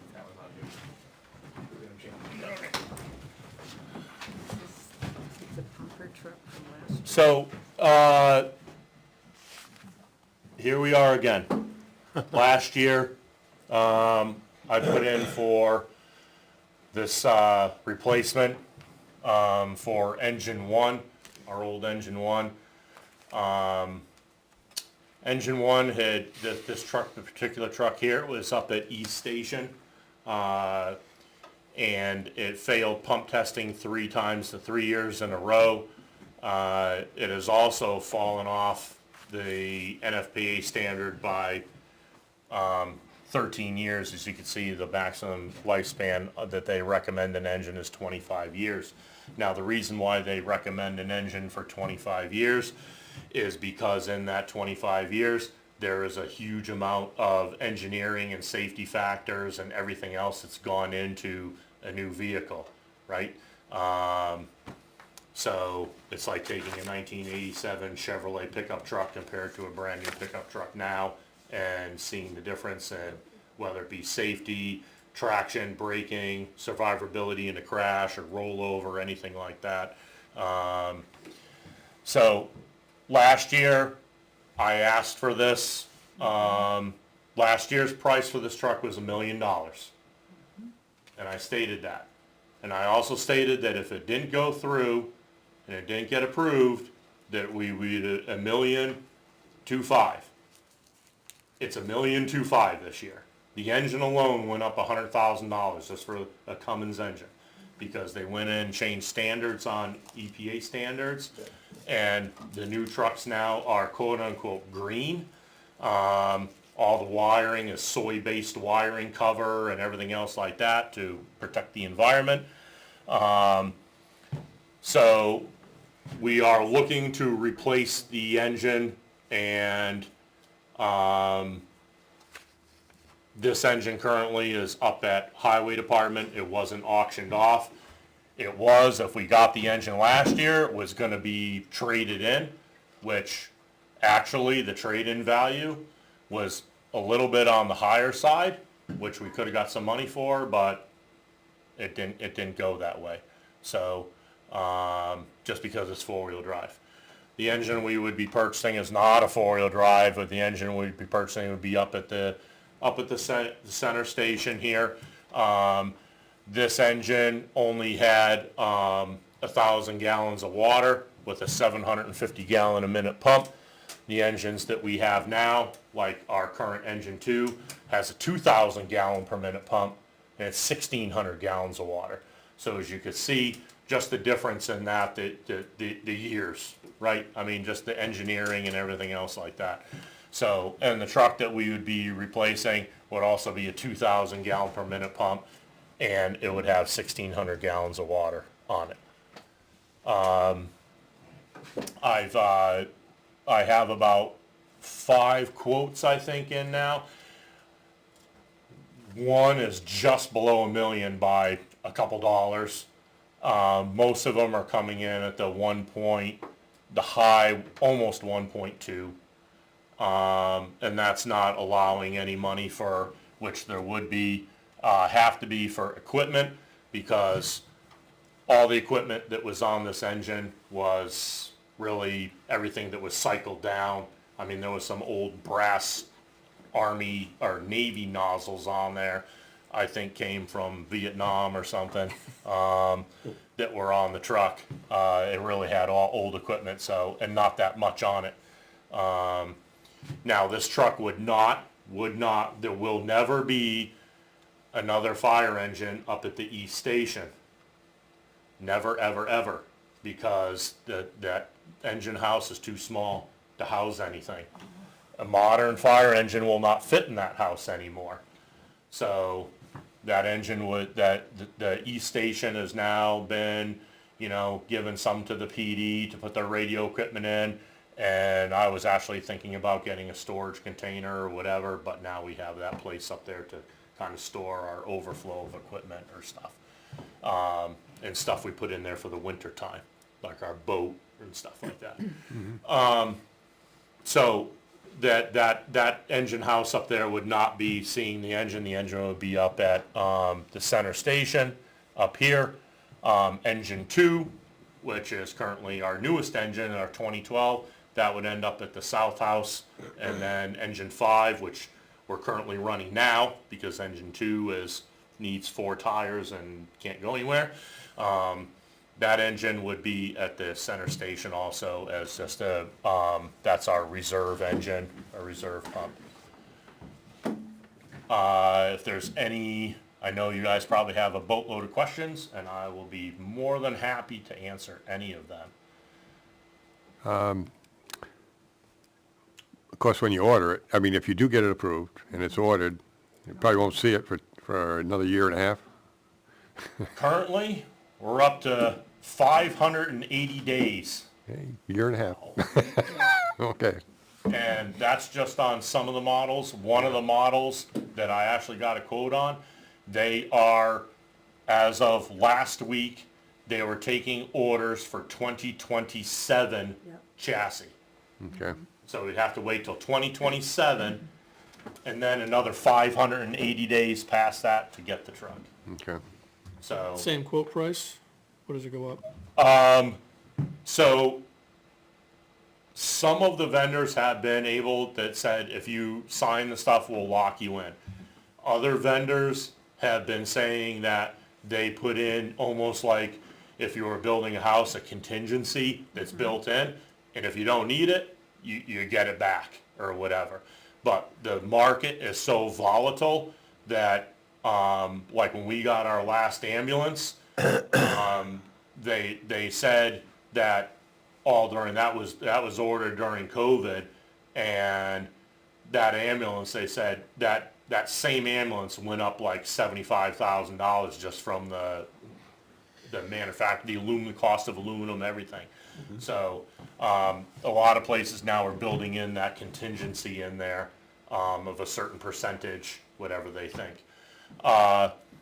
You have in front of you the CIP schedule. I just want to point out that one of the things that was talked about last year was the fear of not having the money in the account. Yeah. As you can see, 2024, the balance, and this is as of 11/25, was $1,025,000. So we could afford the engine, and it would have been on a lease, so basically, that's $250,000 out the window. I don't want to see that happen again. Will this go up another $250,000? Honestly, probably not. I think that stage has, the new regulations and the engine and everything else like that, that's out there.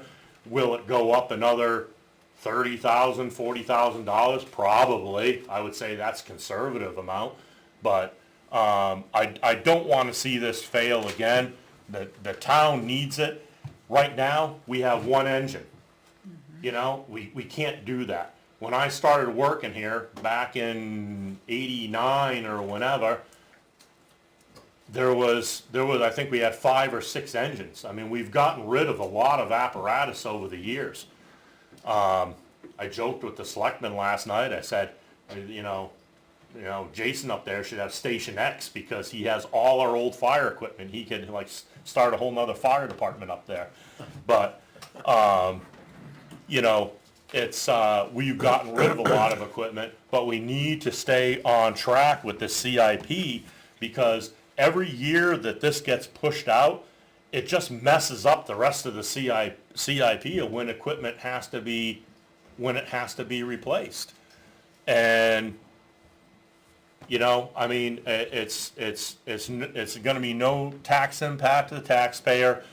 Beth worked out a lease purchase where we would put down $1 million and then the rest of it would come. As you can see there, the payments for 89, because we still have to buy an ambulance. Our last ambulance was, 300 some odd thousand. I called them up and I said, what's the ambulance gonna be? They said, 500,000, plan on 500. $500,000 for an ambulance. That's crazy. But that's what's going on. And So I really hope that this goes through, because otherwise, this CIP is just totally, It's gonna blow up. it's just gonna blow up. I mean, we keep pushing stuff out, and we had to push out, we had to push out the tanker to 2030. You see that all the way on the end. I mean, thank God that's in like really good shape, and I think that will have no problem making it to that date. But again, we have to, that's why this program, that's why the CIP is in place, to make sure that this stuff is ordered and it's there systematically. Now, on the billing side of that, on the top, you can see that, I mean, Beth put in a conservative of 5% every year. I don't know if that's gonna be up or down. During COVID, everything kinda went down. Then it shot back up again, so it was all over the place. And again, you never know what the next thing is coming down the pike as far as that goes. So, I would ask for support for that. Yes. Engine one you have for $1 million, yet you were talking about $1,250,000, and that's the number on your slide. It's a down payment. If you go over, that's 2025, Beth put that as a down payment, and then in 2026, 89,428, 2027, 89,428, and the final payment in 2028 of 89,428, and I believe that includes, I'm not sure what the percentage rate was, but she looked around for shopped around to see what the lease rates would be on that. I don't have that percentage rate with me. It was a lease to own, It was around 5. Around 5? 3-year lease to own. But Financed. you actually don't have to do that, because you're gonna have $89,000 in the fund in 2026, and another 89 in 2027, et cetera. Those are payments. Those are payments. Those are 3-year payments for the two. Those are payments that we have to make. Would there not be a reason to pay it off in 2026, I believe you're asking? Right, if you've got excess in a Right. year, Well, just pay it the off. only reason why she marched that out is so we would always have a positive balance, because you could see in 2027, we're down to $158,000, and we're buying a $500,000 ambulance that year. Right. So Beth wanted to be on the safe side and not drain that totally, and be able to have some money in there and carry that out. And that was, I guess, that was her recommendation and the best way to approach it. The second question is, have you looked into buying one of these used? It is not, it's not money well spent. I could tell you that, Chief John Wigan over in Dunbarton just bought a used apparatus. It was fairly expensive. I would say probably, I don't quote me, but it was I want to say it was in like the $70,000-$80,000 range or something like that. But the truck only has another like 3 or 4 years, and it's going to, again, here you're back to falling off the chart. And if I buy a used piece of equipment now, what does that do to when I have my 2012 engine, and when I have engine 5, which is a 2004, I think, and that engine's gonna have to end up being replaced. Like, if I don't buy something new that's gonna last, the 25 years, once I buy that engine, I probably will never see it retire out of Ware Firehouse. And if I do, I don't probably care if it retires out of Ware Firehouse. But, just to get and when you're buying something used, you're not buying something with all the safety features in it that are updated now and everything else like that, whether it be airbags in there for the people or rollover protection.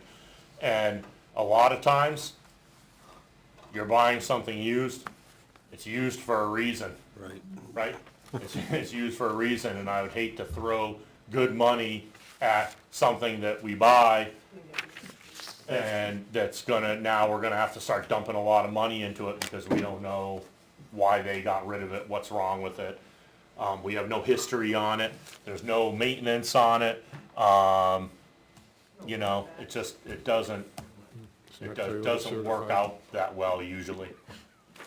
Well, that's why you don't buy used police cars, because when somebody's having a very bad experience, whether you're calling for PD or for fire, you want them to get there quickly, and you want them to be able to take care of you. And if you've got something that's used and we don't know what all the issues are, that person could have an even worse day because that piece of equipment can't function the way you need it to. Right, and you know, if it was something less critical, like a staff car or something like that, or, you know, pickup truck we're using to plow with or to cart stuff around with, that'd be something totally different. But honestly, it's just not, I've never seen that work out in my 35 plus years in the fire service. I've never seen that work out really for anybody that didn't have problems, you know? And John had problems with his engine up there and, you know, trying to figure it out, and you don't have any history on it, so you don't know. But that's that's basically our two CIPs, things that we're going for. Again, the Lucases are in there also. And it would keep us with a positive balance and hopefully keep us on track till that 2030 mark. Because again, if it doesn't pass, this year, which I would hope that the townspeople would realize that it's not a tax impact on them, and it's protecting them. Is the Lucas a tax impact? No. Both coming out of the fund, Both the coming out special of that revenue fund, fund. special revenue fund. The other thing is, when you're talking fire equipment, particularly engines and tankers, everybody has to have homeowners insurance, and your home insurance, because I was a broker, they do look to see the kind of equipment your town has, the access to water, how well they're trained, how old the equipment is, because that's what your rates are based on. Right, and again, this really, it fell off 13 years ago. I think honestly, the reason why we kept this engine where it was because it fit in that firehouse, and we didn't, you know, they didn't want to spend the money on that. But if we are expected to use this, whether it's on your house fire or going anywhere, it has to pass pump test, and it didn't. And we actually looked into replacing this pump, and it was about $68,000 to replace the pump, because they have to do all the piping all the way back into the truck. And the guy was basically like, "You're nuts for doing that, because you do that, the truck is still not compliant. It doesn't matter what you do with the pump, it still is not compliant." And again, the safety is the biggest thing, right? So, I hope that you guys would support that, support both of those, actually support everything, really.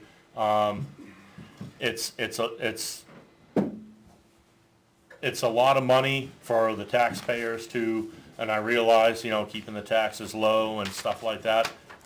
I'm not obliviated to taxes. I live over in Hillsborough. My taxes went up $400 a month. So, you know, I pay $33 per thousand on my taxes. So I know how taxes are. I know I'm trying to do what's best for the department. And I'm trying to enlighten you guys to what your department, because it's your department. The town owns that. The townspeople own this. It's your department. I want to give you an accurate insight to where your department is and what your department needs, and where I think the vision needs to be headed for that. And again, please stop by the station if you have any questions, comments, concern. Absolutely stop in and chat. Thursday. Question, Neil? May we ask questions Bill? about the Go rest ahead, of go it? ahead, go ahead. Well, Bill, you had your hand first, Sure. that's you. I beat you, Neil. Wasn't discussed today. When the police chief came in, he talked about water filtration in your barn over there. Yes. Is that important for you? He talked about, he tried to, well, I say, he talked about the arsenic in the system. When he related to the fire side of it, he said, you get spots on the truck when you wash the truck. Which is, you know, it doesn't sell to me as a big issue. And this is, you know, tell us why, or whatever, that this is important. So the water in there, we have, a couple of spots where we get water that's filtrated. You know, it runs through some filters. The water that is for our drinking consumption, the water that we have to wash like our gear, the water is so bad that we actually, and again, stop over at the station, I'll show you. Okay. The water, we have like 4 filters that are like this big that we have to run the water through because the water was destroying the gear. Sediment. Because of all the iron and everything else like that. So we're constantly replacing water filters. Our hot water heater clogs up. I actually brought in some of my own stuff and we run vinegar through the thing to clean it out and stuff like that. And anyone who wants, I'll show you the video of the brown water coming out of our sink faucet in the kitchen, which that's always nice. But for the vehicle part of it, the water is so hard it etches the paint, and we can go out there and, like in the old day when your paint was faded or whatever, you could go out and put on some polish or polishing compound. You could put polishing compound and probably stand on it and rub it with your foot, and you're not taking the water spots off the vehicles. Is that a big deal? You know what? Probably in the grand scheme of things, is it gonna be a big deal for that truck to go down the road and has water spots on the paint, or the paint is etched or something? No, not at all, but if I'm, you know, buying $500,000 equipment, I think, you know, that's my point with that. Another point is it etches the glass on the windows. And if you ever had a crappy pair of wipers, how about putting on a brand new set of wipers, but always having a crappy view out of the front window or the side windows? Because it actually etches into the glass, and literally one of the guys spent, I think, an hour and a half on one side window and got a little piece that was clean on the side. And we used everything under the sun, every kind of product that you could buy, and for some reason, the water is just so bad there that it just kills the glass. So now on our newer apparatus, like the ambulance per se, we have a squeegee that goes from me to you, and every time they wash it, they try to squeegee at least off the windows and stuff like that. I did look into getting the ambulance ceramic coated because a gentleman said that would protect the paint. And to ceramic coat the ambulance, I got a price of like $1,700 to do that. So, it's worth it. Yeah, I've heard that, because it's good for like 5 years and then you do it again or whatever. But, yeah, the water, our drinking water, we just get out at 500 gallons, it stops working. So you can't get any more water out of it, it just shuts off. So we have to call for service, we don't have a choice, because then we have no water to drink. At least I'm not drinking the water out of their faucet, so, but we have an under-the-counter unit to do our drinking water. But this would definitely benefit because we have filters going into our ice machine. You know, again, the laundry and stuff like that, all our laundry we're spending money on filters for that. So, is it worth it? Yes, it is worth it. I think it's mainly like the glass on the vehicles is Safety a reasons. safety issue. Okay. Between the glass and the mirror, you know, if it takes you an hour and a half to get a mirror clean, so you can see out of it, Yeah. it turns into a safety issue. Any thought if it didn't pass as a separate warrant article, because it's raised through taxation, of fire leading instead of police on that subject and putting it on as coming out of potentially the special revenue fund moving forward. No, no. And the only reason why I say that is because pretty much all the money on here is planned out and is spent. I mean, that's why we have this, that's why we spent out, yeah. I know, you can always change it. I mean, Yeah. it's a working document. It's, you know, if we end up doing that, and I don't even know how much that system was, I think he said about 35,000. you know, would there be money, that I would have to run that by, Yeah, run no, that it's just by a, Beth just a or thought, something. just Yep. a thought, you know. Because people, you know, where taxes went up so much the last 2 years, 8%, a little over 8% each year. Yep. When people look at it and they say, no tax impact, okay, but when they see, oh, there's a tax impact, and they see what, it's the water filtration, they say, well, I don't know, I think I'd rather have the roads repaired.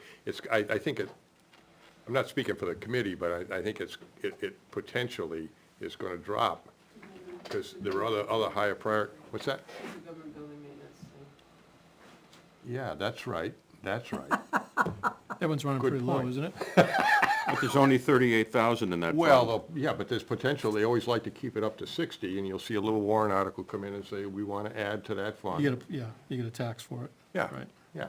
So, you know, Pay for it here, again, those, so like. you're not saying you're buying that, you're putting it in here so you can buy it, spend it over The there. glass is, I think the glass really is the biggest thing, and the paint is just a matter of, hey, you know, I mean, we have some very expensive equipment, it's your equipment, it's the town's, you guys own that, I don't own it, and I'm just trying to maintain it and keep the upkeep, so it looks good and it lasts that 25 years.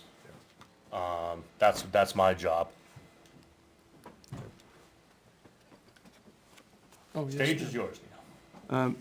Your budget is up 17.7% over the current budget, your proposed budget. The default budget is up 11.4%. I have a question about our line 311, it's wages.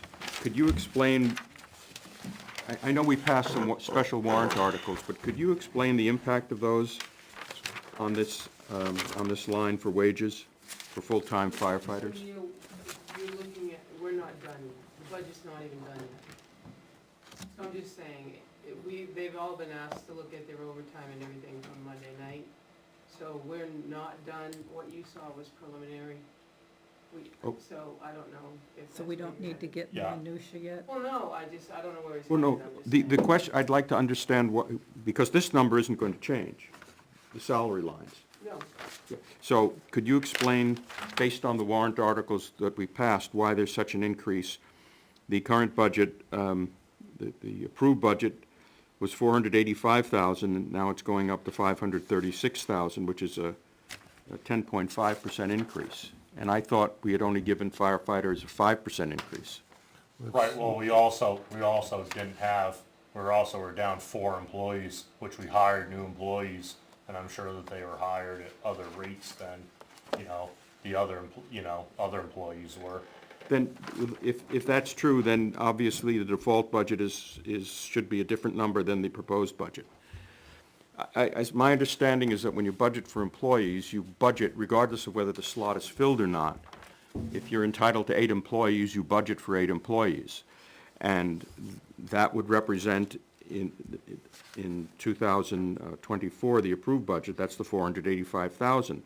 So when it goes up to 10%, 10.5% in the proposed budget, it's not due to the fact that the positions are empty or not. It's due to the fact that there's some sort of a wage increase.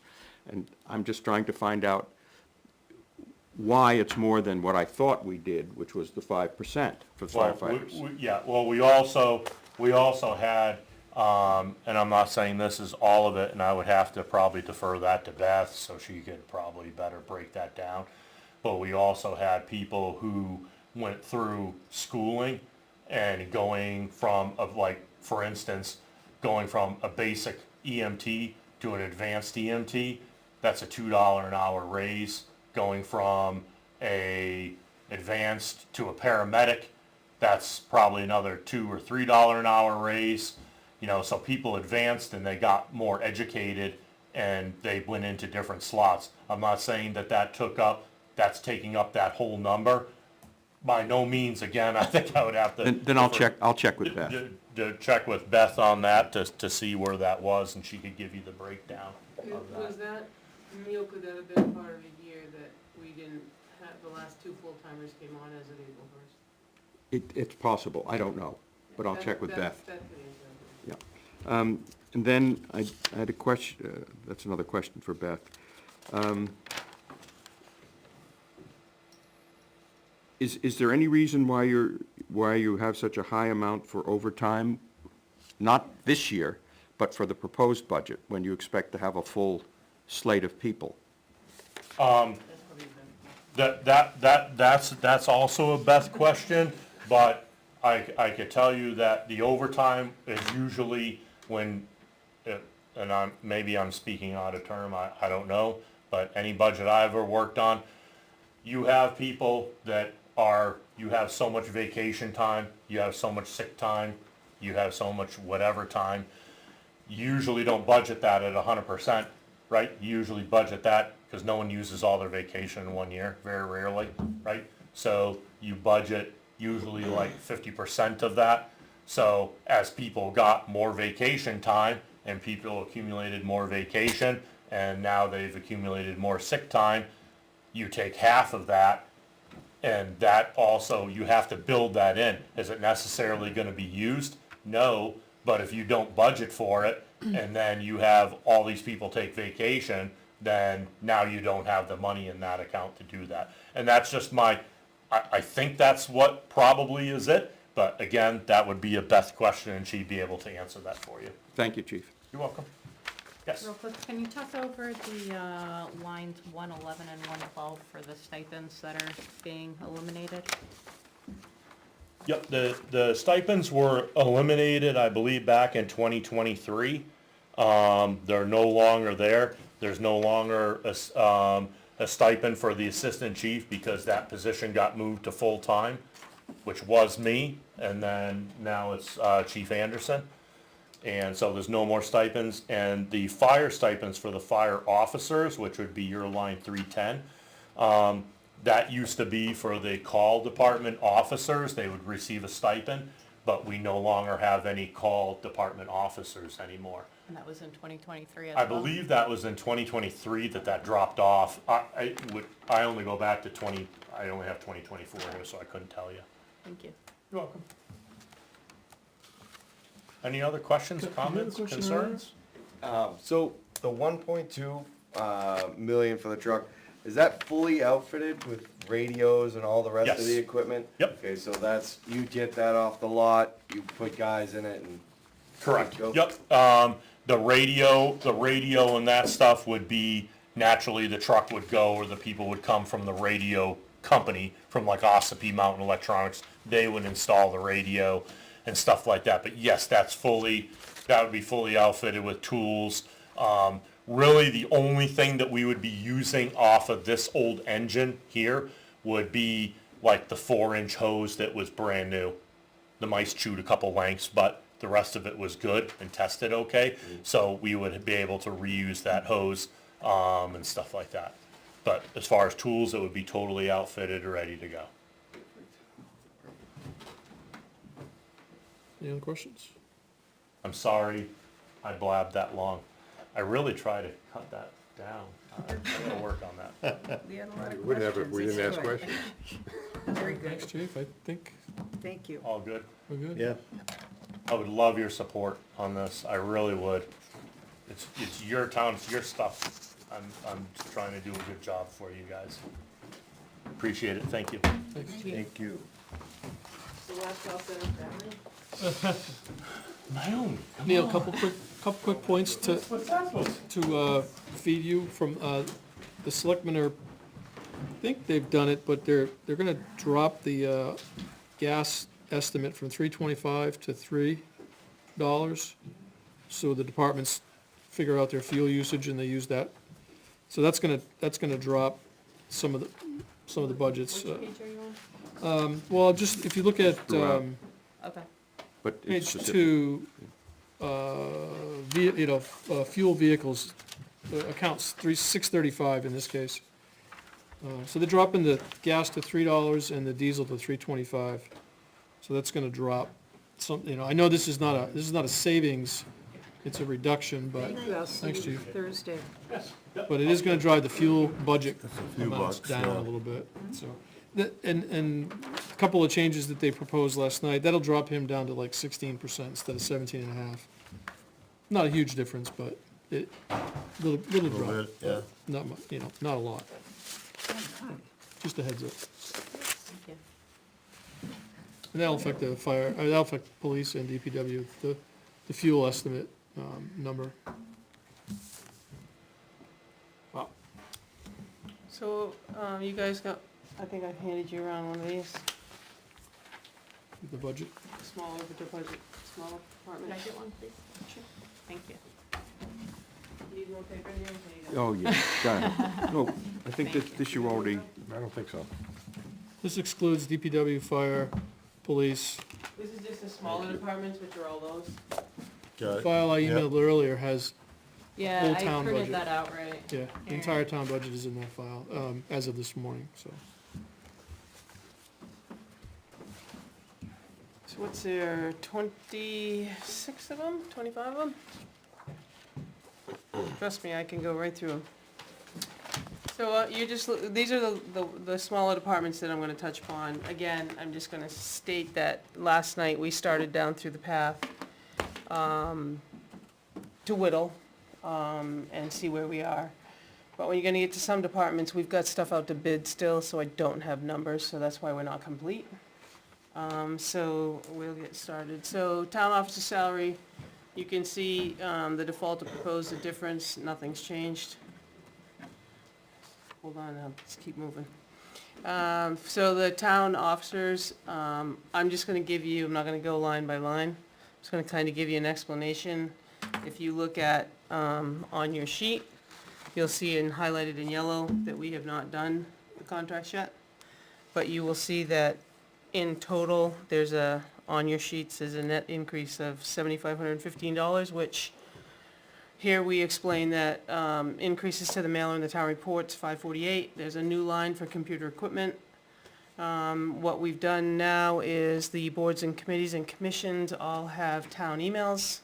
So we added 38 emails with wherenh.gov to it. So the zoning, all those guys that you saw, not all of them, have wherenh emails. Easier on a right-to-know request because everything's housed on the server. I don't have to bug everybody getting your own home computer when and if those come. There's an increase to the office supply line by 800. We have had a reduction to the books, updates, and recording fees by 100. That's how you get to what's on your page as a net of increase of 515. Elections, I believe we only have one election this year. Yeah, we have one election this year. But we are required to do a programming for the tablet. But there's also a reduction in computer support and postage of $349. So those ups and downs gives you a difference of $21.51. If you're trying to raise your hand, I didn't see any. No. Okay. just scratching my head. So we're now paying for the I saw whole something. tablet, right? Excuse me? We used to pay a portion for the tablet, now we're paying the whole thing, is that what's changed? Probably somebody, I think we are. I think that's what happened, is it? Yeah. Yeah, what do you know? I don't handle the Yeah, you're not. billing yeah, for that, Okay, but that's, I think I It heard says, that. on your sheet, it says 3,100 town portion, 2,500 programming. Yeah, So we'll move on to the tax collector. The tax collector, you're gonna see, an overall difference, actually a reduction, no, an increase. An increase. We're restructuring the town office, so we're gonna split the tax collector and the, my secretary, it's gonna be a half-half. So, into one full-time position. And then there's an increase in the tax billing supplies overall. I mean, we still send out about 5,000 tax bills each quarter, each half. Then software support, we had this discussion last night, Tom was here. We own a lot of software packages, but every year there's updates and there's computer support and things that you have a service. So this is just an increase in the support service not the actual program. We're not looking at doing anything new to the program.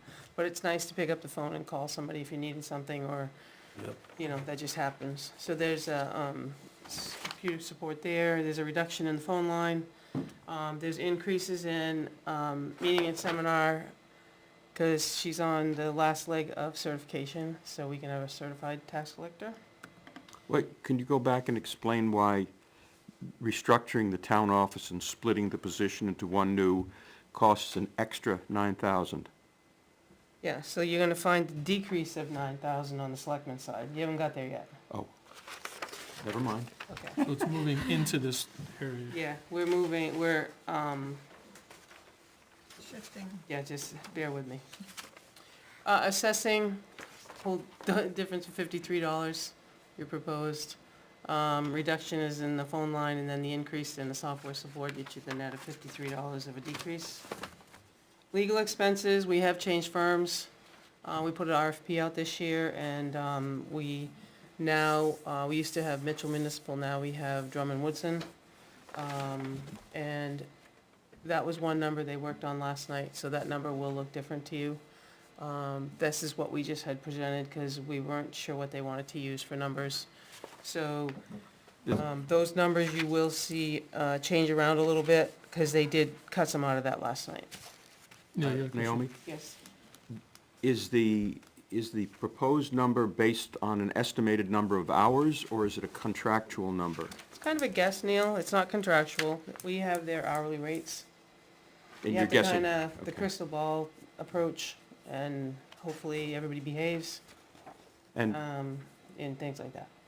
and could you check the spelling of council? I think it's COUNSEL. Sure. Yep. These percentages are the We don't- default to proposed percentage, Yes, I believe that, not the approved budget last year to the proposed this year. correct. Right. Okay. Finance administrator, that's Beth's, department, difference of $770, again, increase in office supplies for checks, envelopes, W-2s, 1099s. That's $200, increase in software support of 910, and decrease in the telephones.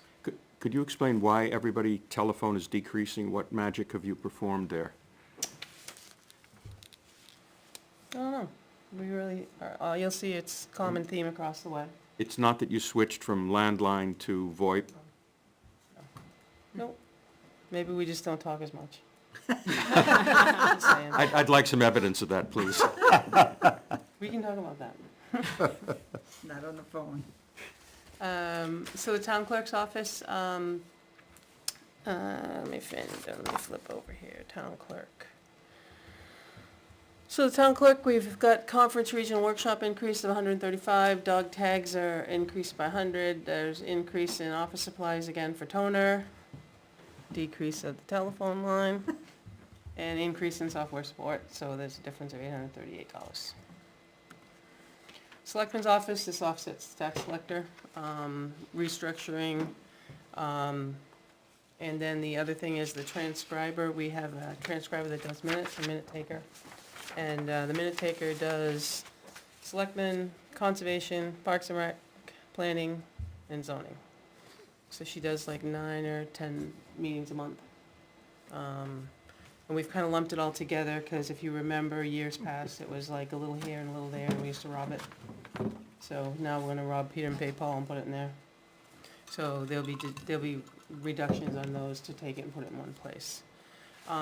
We are in year 2 of 3 of the auditor's contract, which is an increase of $1,470, decrease in telephone, and then an increase in the web hosting. I'm not the web person, so don't ask a question, just ask them. Cable committee, difference of $199 decrease. Just stop me along the way, because, you know, I spent most of my time here last night, too. Trustees of trust funds, 150 and 150, there's no difference. What that does is, as the new trustees come on board, what we've done is we've provided them a little bit of money. They do go to the New Hampshire Municipal Conference, if there is a specific, topic for them. And a couple of them have gone. Last year, there wasn't anything that, really that they wanted to go, but we offer it to keep everybody as up to date as we can education-wise. So land use, we still don't have a land use administrator, we don't have a zoning administrator. We've been trying, but we don't. So we reduce the pass-through engineering. How pass-through engineering works is you have to, there are times, we put on an RFP for the engineers as well. We retain the same sort of company that we've always done, but if their project ever showed up that needed some engineering, and we did, over where the, next to Route 77 Motors, that, it's called Gutter Done, they're gutter installers. They were gonna eventually add a building, and so the drainage and stuff had to be looked at, cause it was somewhat tight, cause you've got the, Storage units. you've got the storage units and then you've got the car. So we had that looked at, and then what happens is they pay us, but we have to pay the bill, so it's passed through. So you see the same on the income side, on the revenue side. So, we reduced it, cause I think we were carrying a lot of money just to have a pass-through. The reduction in the phone, we reduced the, advertising and notices, cause what you can do now is the state law allows you to, when you do public hearing notices, as long as you can keep it on the front page of your website. So you'll see me refresh and bring it back to the front, so it doesn't go off the front page. You don't have to use the newspaper. Oh, Yeah, that was a change. So as long as, once we start posting on the front, I typically put on the front, I put it on their page, but as long as you put it out there for everybody to see. And then we did expand our page if anybody's paid attention, so the front page is not just two things, because you always had to refresh to bring it back to the top. And if you had more than one or two meetings, it was a little difficult to do. So, and then, there was a small decrease in the Southern New Hampshire, dues. Government buildings, again, we have, for the 23rd, we're waiting on, lawn care. That's a huge part of our number. Has not been awarded yet, neither has the cleaning services. That's out as well for bid, due on the 20th, 20th. So, we also have, you've heard them speak of, we have a gentleman that we hired to do maintenance. We only had, in the line, we only had $2,500. Well, that doesn't get much done for $2,500, so. What we'd like to do is, we've been having him do some projects. We'd like to increase him to be a regular 25-hour week. And then there's an increase to the building maintenance to kind of catch up and do some things. He has done a lot around here. There's a lot of things that still can be done. I'd like to have the floor cleaned and buffed and things like that, just to take a little pride in it. It's like your house. We had a reduction in the alarm maintenance. Over time, it levels out. Increase to janitorial supplies, fire extinguisher, and sewer rents. We have to pay rent too. Increase in electricity accounts. Decrease to the heat line. And, anybody got any questions? that $10,000, is that going into the building maintenance fund, or Nope. is that something different? No, if you look on your sheet, Neil, we always had, we had about $5,000 every year so far. So it's independent of the fund? Yeah, I mean, we've had some things done around here. That's the handyman? It's for the handyman. You're just paying him more hours? Is that, Say that again? you're just paying him more hours? For here, yes, we're gonna increase. He's asking about this, Oh, I'm I sorry. believe. Oh, Oh, yeah. So this is to do more projects around here. This is to get him to be 25 hours a week, because you may have seen him, he also goes over to the transfer station when they're down help. He'll run over there and do a couple days over there. But we have used him kind of all around. Library's used him. We've done a lot of things. He does all my shoveling in the winter, so I don't have to shovel anymore. I used to shovel. I still can shovel if I need to. If I'm the first one here, I do. So he does that. He does the library. He goes and checks all the buildings to make sure the heat's on. So we don't all of a sudden find out later that the heat wasn't on and we have a problem. There's just some regular maintenance things that have somebody to do that's kind of handy.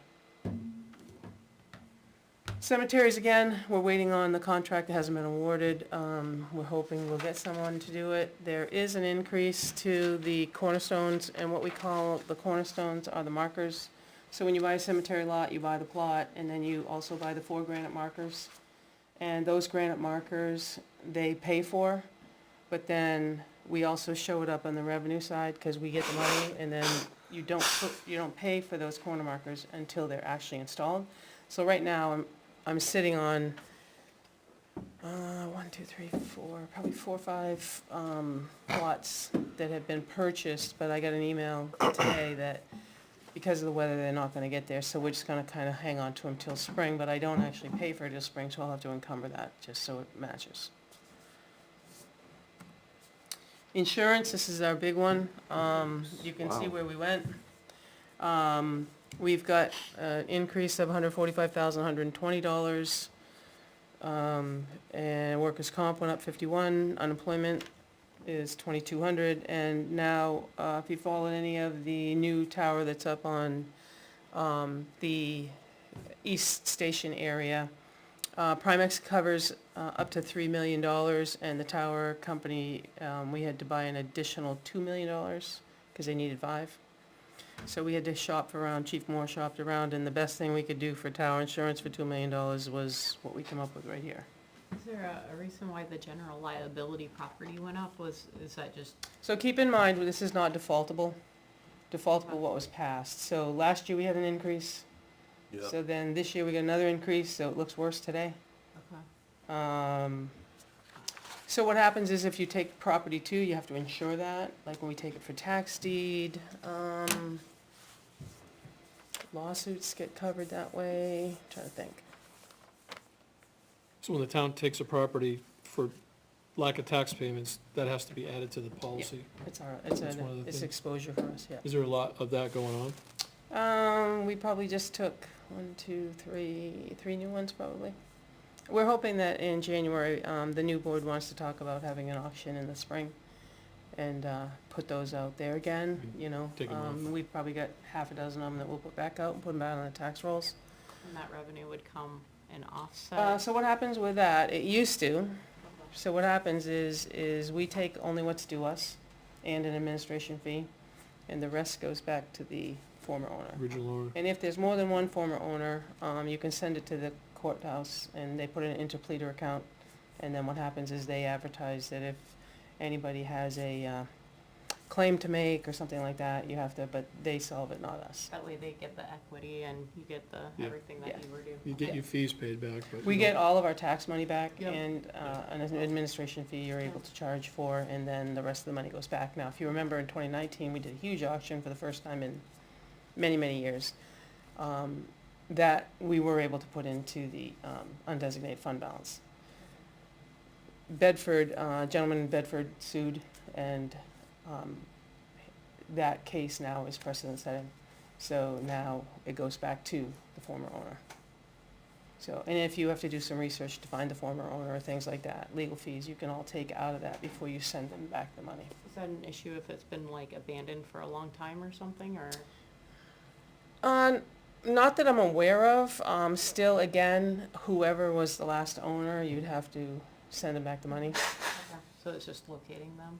Yeah. Sometime coming- Yeah, it would be a location, and, you know, how much do you wanna spend a lawyer to do it, or, you know, we can have a lawyer do it, or you can just send it, you know. Yes, Neil? The 145,000 increase, Yeah. what were we paying this year such that there was a $145,000 increase? So remember, that's not 2 years. defaultable, though. 2 years, That's not defaultable. 2-year You impact. still have to pay your insurance, but it's not defaultable. So you're looking at 2 years' numbers on here. Yep. So when you look at the number of, the approved budget is $376,310. We spent $459,005. So we're talking 2 years now. And then this year, we would've gone from 459 to 521. Wouldn't have been such a big hit, but we're talking 2 years ago. So you have to take the difference between 521.30 and 376.10. That's why it's so big, because last year we found the money to pay for it, basically with vacancies. But again, the difference shows up because you're talking 2 years. 2 years. So unlike salaries, you can't bump it up. That's one of In the things default. that doesn't belong in the default, Right. as you know. It's not a contractual thing. Yeah, so that's why it looks like a lot, but again, it wouldn't have been as big a one if we got a proposed budget, because you're looking at default. And they're right there in front of you as well. You can see what we spent in '24 on the first column, left-hand pink column. What line number is that? 221. Starts at 220, it says insurances on page 5 of 7, and it goes down through. And you can see in the pink what we spent in 2024, and in 2024 is what was approved, which is really your default. You see it? Yep. Okay. So, wouldn't have been as bad if we went from 459 to 521, but we didn't get a budget. So now we're going from 376 to 521. That's why it looks like a lot. Okay, does that make sense? Yeah, so it's really a $60,000 increase for the 1 year, so For to the 1 speak. year, yeah, you're right, because it was 80, it was about 80 the year before. Yeah. Yep.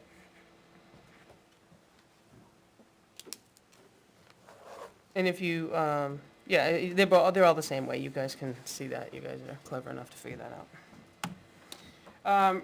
Advertising and Regional Association, basically, when we had vacancies, we tried Indeed and other ways to try to lure people. That was kind of expensive. So I'd like to think that we would keep some money there instead of trying to get it on the website or using the flashing board or some other way of doing it, because there's got to be other ways and other means of finding staff. So we need to have some sort of advertisement, because not everybody's looking for the Town of Ware's website for a job, right? Same thing with a flashing sign. Jason does a great job. We have had a lot of people, though, if we move that flashing sign around that says building inspector job, because we've gotten 3 or 4 applications from them.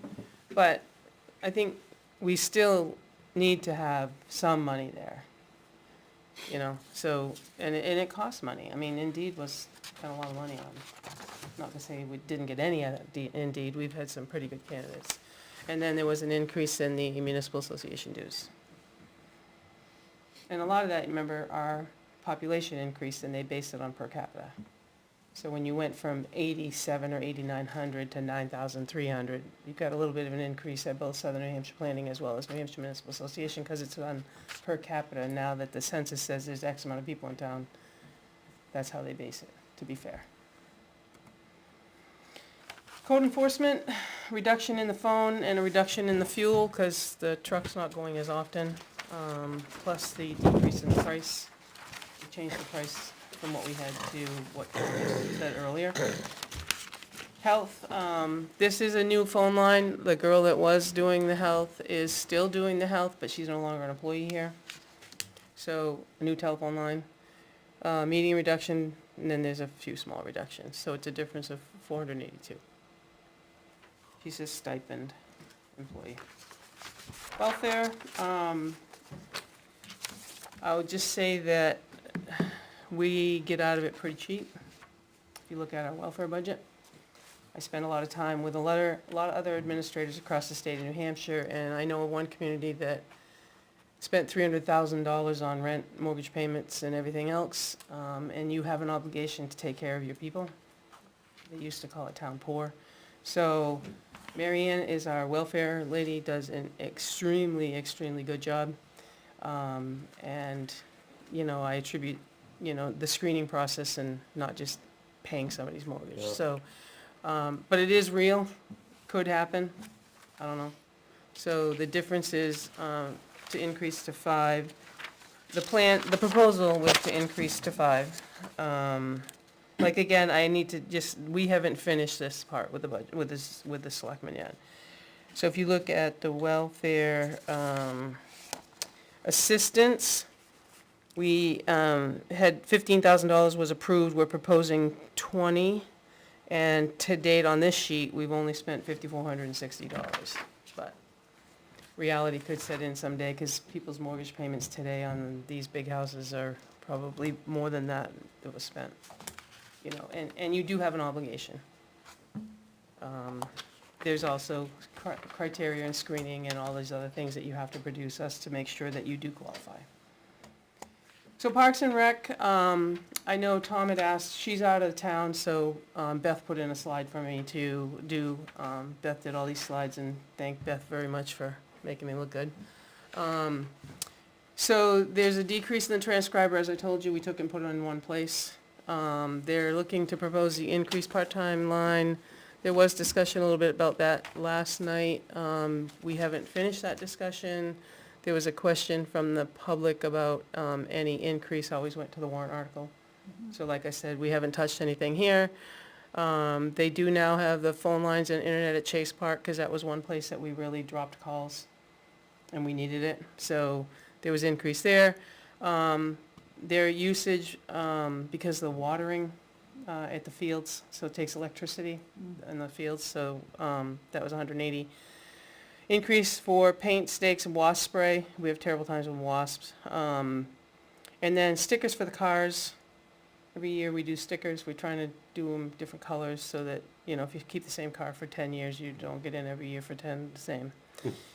So those are 700, and then maintenance for irrigation, septic system, and the pumping is $1,500. So you're looking at 4,574. But again, we haven't talked about this, but there was a comment made about this usually increases to any wage or salary, usually goes in the warrant article. So, patriotic purposes, this is honestly handled, my recollection in all the years I've been here, is through the Legion. The Legion usually bills us for $500, and the Legion takes care of the flags and stuff on Memorial Day and puts them all on the graves for all the veterans. So they just bill us for $500. I don't know really. That's nice. Yeah, I think it's nice to share the costs. Conservation, there's no change. Economic development, we still got the dollar, because you don't want, someday, beyond me maybe, you might have economic development. We do have a new Energy Commission, any of you that's followed us, so obviously there's a zero default. And if we end up with default, they end up with zero. But they gave us a proposal for $600, and what they'd like to do is there's $300 in dues and then $300 in some supplies when they go to, I want to say like, all I can think of is a job fair, but you know what I'm saying, one of those type of things where all sorts of the energy people. So that's new, so that's an increase of $600. Ambulance billing, we've always put this in, and the proposal now is to just drop it to $1 to keep the article, and they are now being withdrawn from the special revenue fund. It was on the town side, on both sides, it was for billing as well, revenue as well as the expense. So I want to keep $1. Debt service, that's what you got. You've got 26 is the garage will be paid for, and in 2029 you make your last on the road bond. And the two payments amount to that. With this two garage bond, what's the difference between the two? Oh, interest and principal, Yeah, sorry. yeah, yeah, so the one, like I had told you, the road bond is 29 and the garage is 26. Those you have to put in, those way Oh, the default. there's two for and each, proposals are. yeah. Yeah. Yep. Yeah, they break, the bill comes down with principal and interest. Do we have anything looming in the distance? The How bond? far a distance? A couple of years, do we get a break, or are we expecting? I'm not seeing anything that's coming through. But like I said, nothing's been finalized. We will finalize. We started the other night. We ended last night just before it became Tuesday. And we'll continue it until the 23rd. Kyle stuck with us for a while. Tom stuck with us almost till the end. But we're gonna pick it back up. There is no selectmen's meeting on next Monday, the 16th, so we're gonna pick it back up on the 23rd to hopefully finish. At that time, we also have the bids to open for lawn care, cleaning, and there's a bid out for the cemetery headstones to be done. Oh, yeah. So our next meeting is January 14th. Oh, well, after next, we were meeting next week with Yeah, the with the SAU. school. Yep. Our next meeting after that is January 14th. Sure. Is that enough time for you or somebody to come in and give us a recap on the town budget? Yeah, so what my thought would be, looking at that calendar, because we're having the public hearing for the budget on January 20th, that's a Monday. And then we have to have the final warrant and final budget and default posted at the middle school as well as here by midnight on the 27th.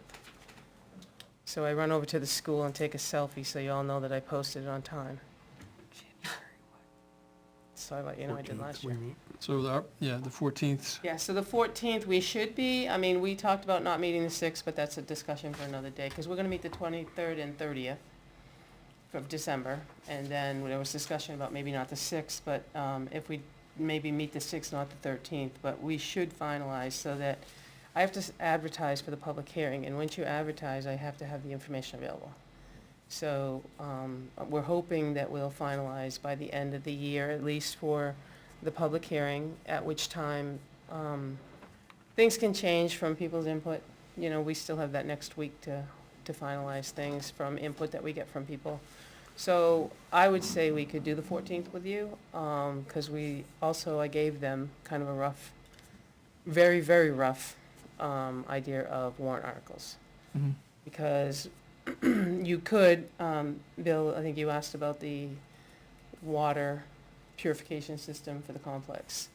A couple meetings back, we had a resident ask us to either take it out of what's left at the end of the year, or government building fund, so I didn't come up on that my own, so, just I let you know. That was good, though. So I don't know where that will go. Yeah. But you saw most all of your articles. You saw the fire, the police, DPW, DPW, you saw all his. We aren't proposing anything. You may see us, well, we'll have the Cypre on there. And then you'll see, if we can come up with a project list, not just a amount of money to throw in the government building first, we may add money to the existing one. I can't think of anything else. There's no CBA this year. Park The and Rec? library didn't have anything. Park and Rec haven't doing that? No, Park and Rec didn't have one, library didn't have one. Okay. Yeah, I think you're gonna see the police had, You saw the police, he talked about all of those when you guys saw yep, him. and Jason, those are most of them, and we heard the Yeah. two fire tonight. Yeah. So it's really Cypre and anything else the Board of Selectmen come up with, right? Yeah, well, again, they'll probably put an article on, I left a placeholder for it, for wages, if they wanna do an increase at all. Oh. It's easy to, Yeah. I just deleted, and it's up to them, there's no numbers. Yep. There's just kind of placeholders I took last year's and made it into this year's, but very, very rough. Anyone else for me? Yes, sir. The EMT salaries come out of the general budget. Mhm. But the revenue from the ambulance goes into the special fund. Okay. Have the selectmen given any thought to changing that so that the salaries of the EMTs come out of the special fund as the revenue goes in? So the special fund really represents the profit that we Yeah, make on those I services. understand, but I think you're running the same thing. I'd love them to tell you how many times they go and don't transport. So you're not getting a dime when they don't transport. So they can go out to a call, they can go out to an accident, they can go out anywhere, use all their supplies, all their time, all their energy, all the fuel and everything, and they can refuse to transport. So you get zero billing. You said it was about 3/4 to the time they It's transport. tough, I roughly. know, I understand what you're saying, but I think it's tough at the same time. Yeah. But you've got a lot of people that you bill that don't pay or can't pay, so how do you draw that line too, Neil? But why not, but if you charge the full EMT salaries to that account, there would still be a profit. Even though, But you're never gonna get ahead with equipment. Yep. That was the idea, for people to do the equipment. except that one of the problems with having that is, oh gee, there's no tax impact, and people vote for it, when in fact there was a tax impact over the past 3 or 4 years as the money was going into that fund, and folks were paying out of their pockets for the services of the EMTs that generated that income. But that's why the voters went for this special fund, is the voters have to clear it, and the voters liked it because this was the one time most departments, not so much in this town, have capital reserve funds to do that, and this town doesn't have a lot of them, but the special reserve fund for fire does allow that, and the voters voted for that, and they knew what They- they were doing, and I know that I hear what you're saying, but the voters have pretty much said what they want to do with this fund. They've been very consistent. I just wonder if it isn't time to raise the issue again. But that's for the selectmen. Yeah, yeah, I mean, I'm a firm believer, just like demo. I mean, if I don't ever remodel my house and I never use the demo, why should I pay? It's a revolving fund. If I never use the ambulance, I never pay, right? But at the same time, when I do want it and blow the But- whistle, I'd like them to show up with, Yeah. and not break down and have a flat But tire. you're not paying for the ambulance itself, but you're certainly paying for the personnel Yeah, but I want them. in the fire When I department ring the budget. bell, I want someone to come and not wait for someone that's. Absolutely. Person, yeah. Regardless of which system we Yeah. used, those folks would get paid and would come. The real question is whether the voters are, whether we as voters forget the fact that we already sacrificed to put money into that fund. We've paid for the ambulance in advance. Yeah. You do that with every Yeah, department. I mean, we can have, you and I can have that discussion all day long, because we're gonna vary in the difference, but it's okay. Thank you, that was very Yeah, good, thank you, Naomi. yeah. All right. Yes, so- you should work with the fire chief. I still don't hold. So in our first meeting in January, we're gonna come back to the town budget and just get a recap update, find out where we really stand. Probably get the file in advance of that, and we can kind of talk about it. Our next meeting is next Wednesday, the 18th. We're gonna hear from Superintendent Jackie Coe from the Ware School District and the John Stark School District. We'll hear all of that. She usually does them both in a couple hours. We can also spend some time talking about some of the stuff we've heard if we like. It's up to the committee. A few things that I want to point out at some point, but it's getting late now, so. I do want to try to get the minutes voted on from the last meeting while we're all here. I don't want to fall too far behind. Everybody should have gotten a copy of the 11:26 minutes draft. So Yes. I'll entertain a motion to approve the Ware Finance Committee minutes from 11/26/2024. I motion to approve. Okay, Lori motions. Second. John seconds. Any changes, discussion? I didn't actually have I any had changes. one change. Okay. At the very end, calendar, Item 3? E, yeah, 3E. Okay.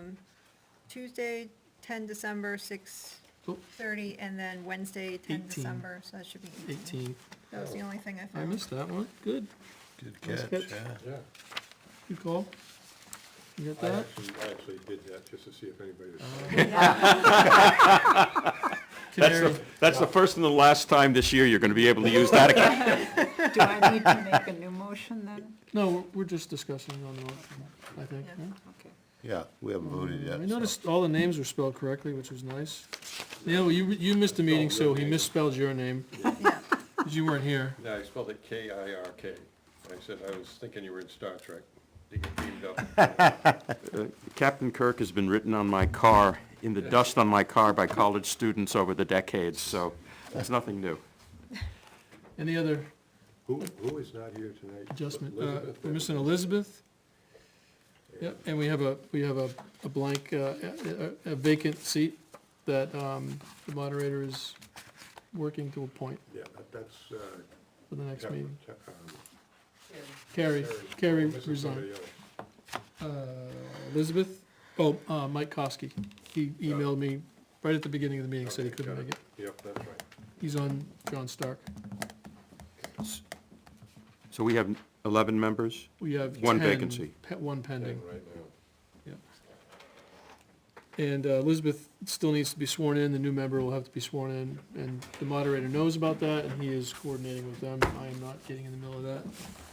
And, still on the motion, any other changes to the minutes? Okay, all those in favor of approving the minutes from 11/26/24, say yes or aye. Aye. Aye. Any opposed?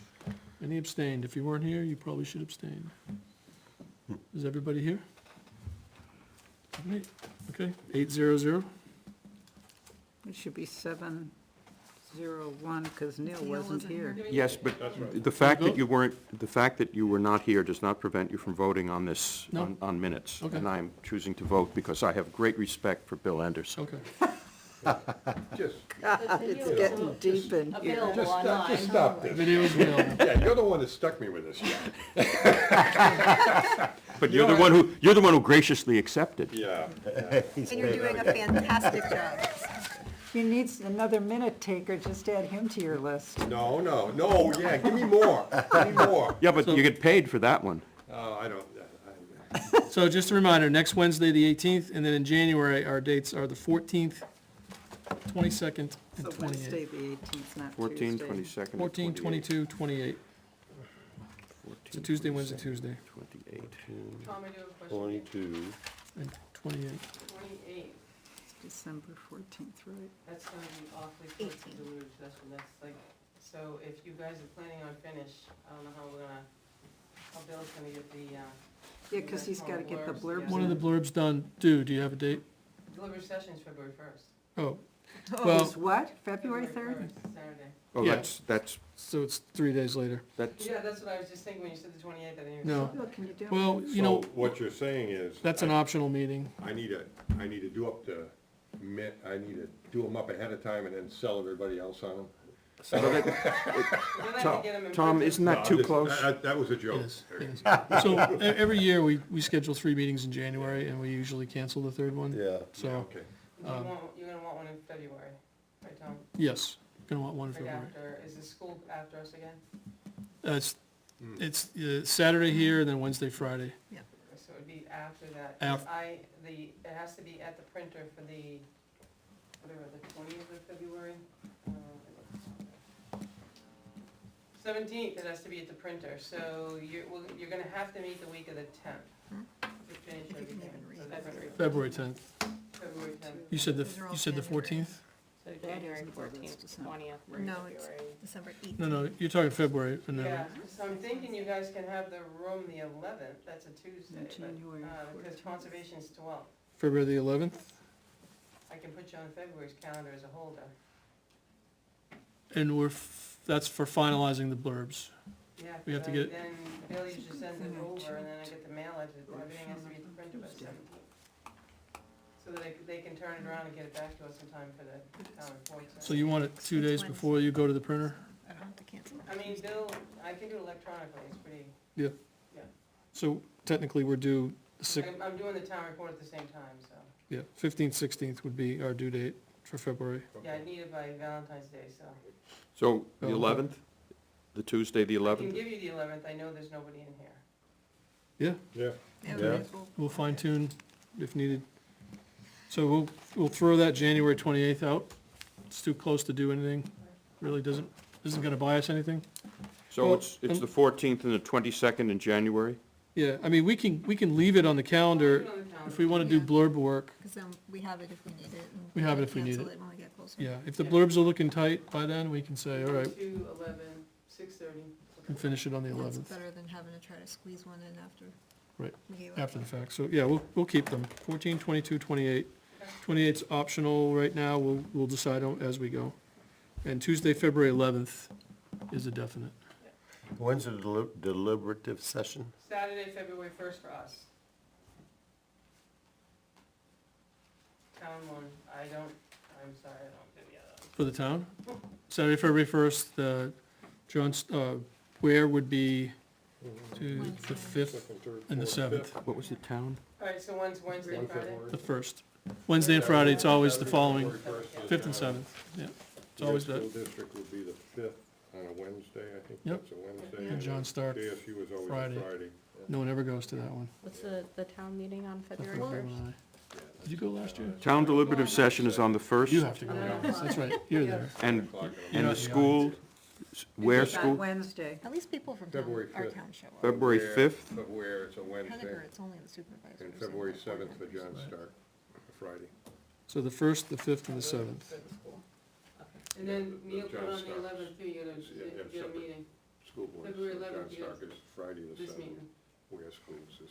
Yes, got that, I got. All right, and When's town voting deliberative day? is first. March 11th. I'll be back by then. We don't have absentee ballot for that, do we? You will. Yeah, you They can. will. We've still got the openings of who's gonna run. Yeah, there's always an absentee ballot option. I just don't know if I'll be back by then. You can always just do Yeah, it. you can always do it, and Yeah, and If you she's go to getting what- married and Okay, it's getting. any out of other hand. comments or business anybody needs to bring up? All right, then, no, motion to adjourn, anybody? Second, Okay. I made the motion, Laurie seconds. All in favor? I. Aye. Thanks, everybody. thank you. Hold on, John.